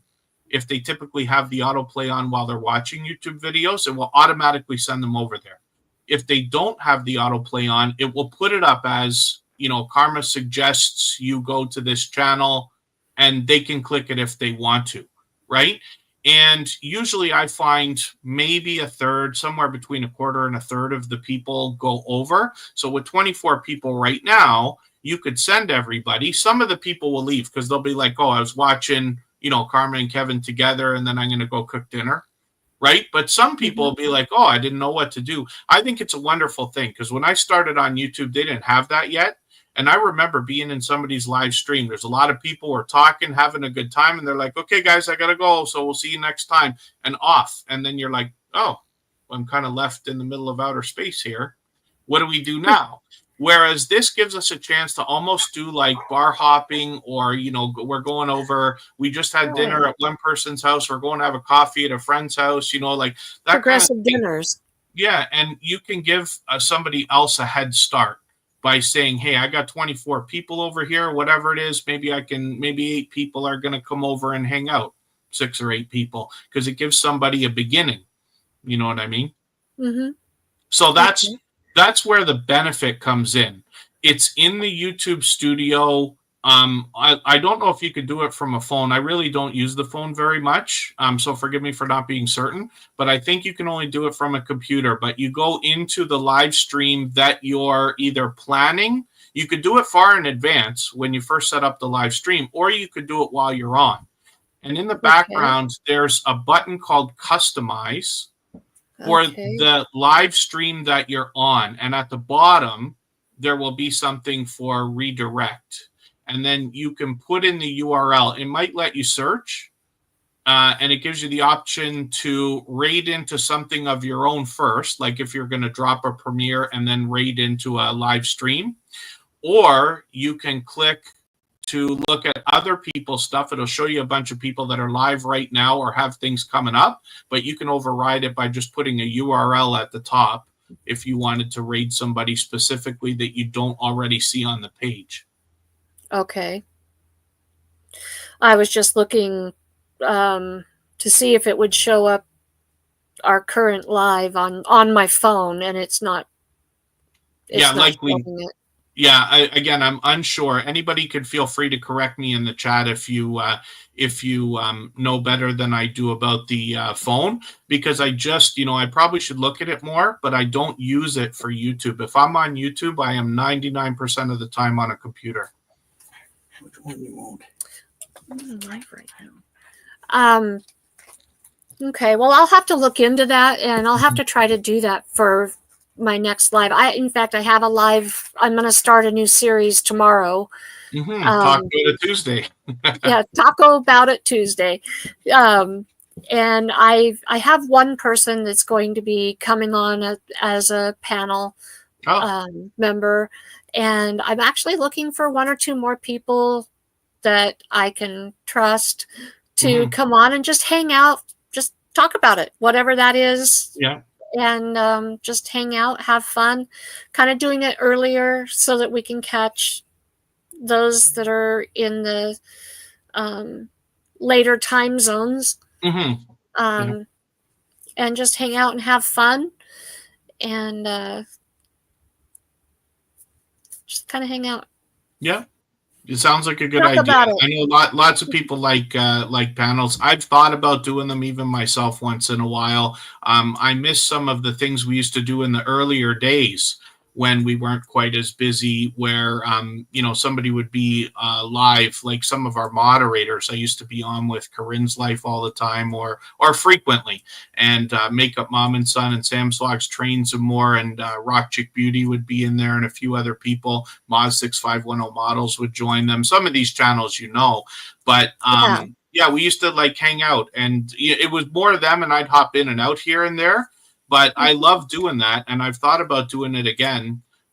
Just a matter of finding the time. But panels like that, I know people really enjoy. You know what I mean? You're always welcome to come and hang out with us any Tuesday that you're available. It's not anybody who wants to be on the panel can shoot me an email. Right. And you don't have to do it every Tuesday. Yeah.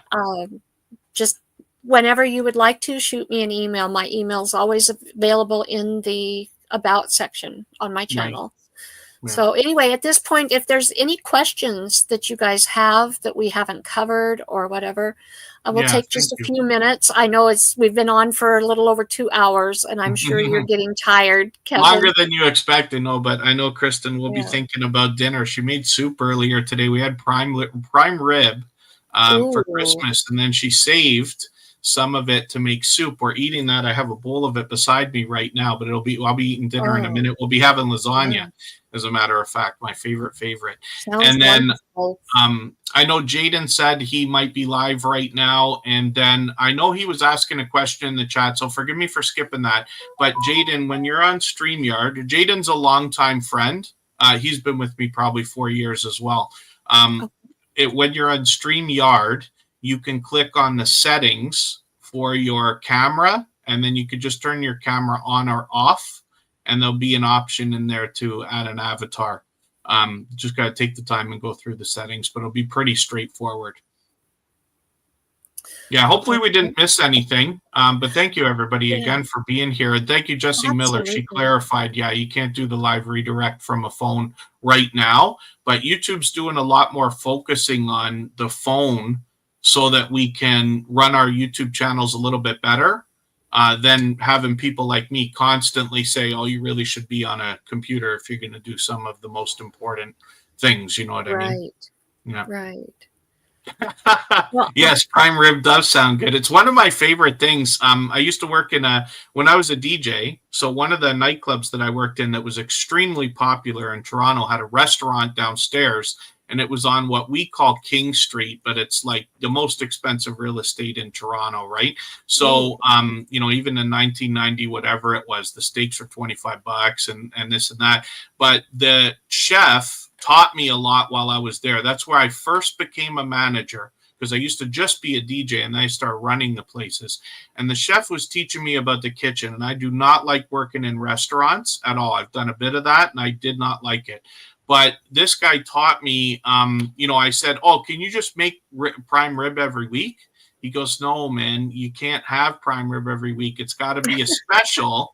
I go, can you do it every 3 weeks? He goes, okay, I'll do it like every 3 weeks to 4 weeks, because people aren't going to order it if we have it all the time, right? But if we do it once every 3-4 weeks, they'll come for it. I said, okay. And I just loved it because everything this guy did was fantastic. But I'm also very lucky because Kristen Walton, my love in the chat here, everything that she makes, she does 99% of the cooking in the house, right? But everything that she makes is restaurant quality, in my opinion, you know what I mean? And I know to our homesteading friends that might sound ridiculous, but you know what I mean? Everything she does is great and better than it sounds every time. Whereas for somebody like me, if I make something, I can make a few things, but they're going to taste exactly like they should. So I make lasagna, but it's the plain lasagna, you're like, oh yeah, this is good, but it's not great. And I make Yeah. chili, and now I've started making soup and a few other things. I can cook a hamburger, obviously, but it's not going to be any better than anybody else's hamburger. I don't do it because I want something great. I do it out of survival, if at all, or whatever. But I'm really lucky that way. And but it's absolutely true what I say. Kristen knows that that's true, and that's just lucky for me. But yeah, like that prime rib soup was just an idea today because we happen to have it, and Kristen really, I think, enjoys the time that she spends in the kitchen because she's always experimenting with ideas. She's like, oh, I got this idea for this cheesecake, or I got this idea for this thing I'm going to do. And, she really takes the reins when it comes to the idea of like Thanksgiving dinners or Christmas dinners and stuff like that, so that everybody can enjoy it. I like to say I want to help. I usually say I expect to help before the holiday comes around, and then I do a lot less helping than I plan for by the time it comes. But yeah, I wish I would love my time in the kitchen, and I don't yet. But I aspire to be better, and luckily she can teach me the things I don't know about spices and things like that. I was just getting really good at being in the kitchen and being able to get creative with my cooking when my disabilities took over and I couldn't stand long enough to cook.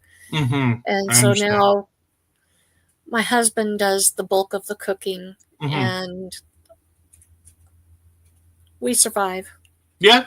It's nice when you can have that kind of help when it's needed, though, right? And yeah, I understand. Yeah.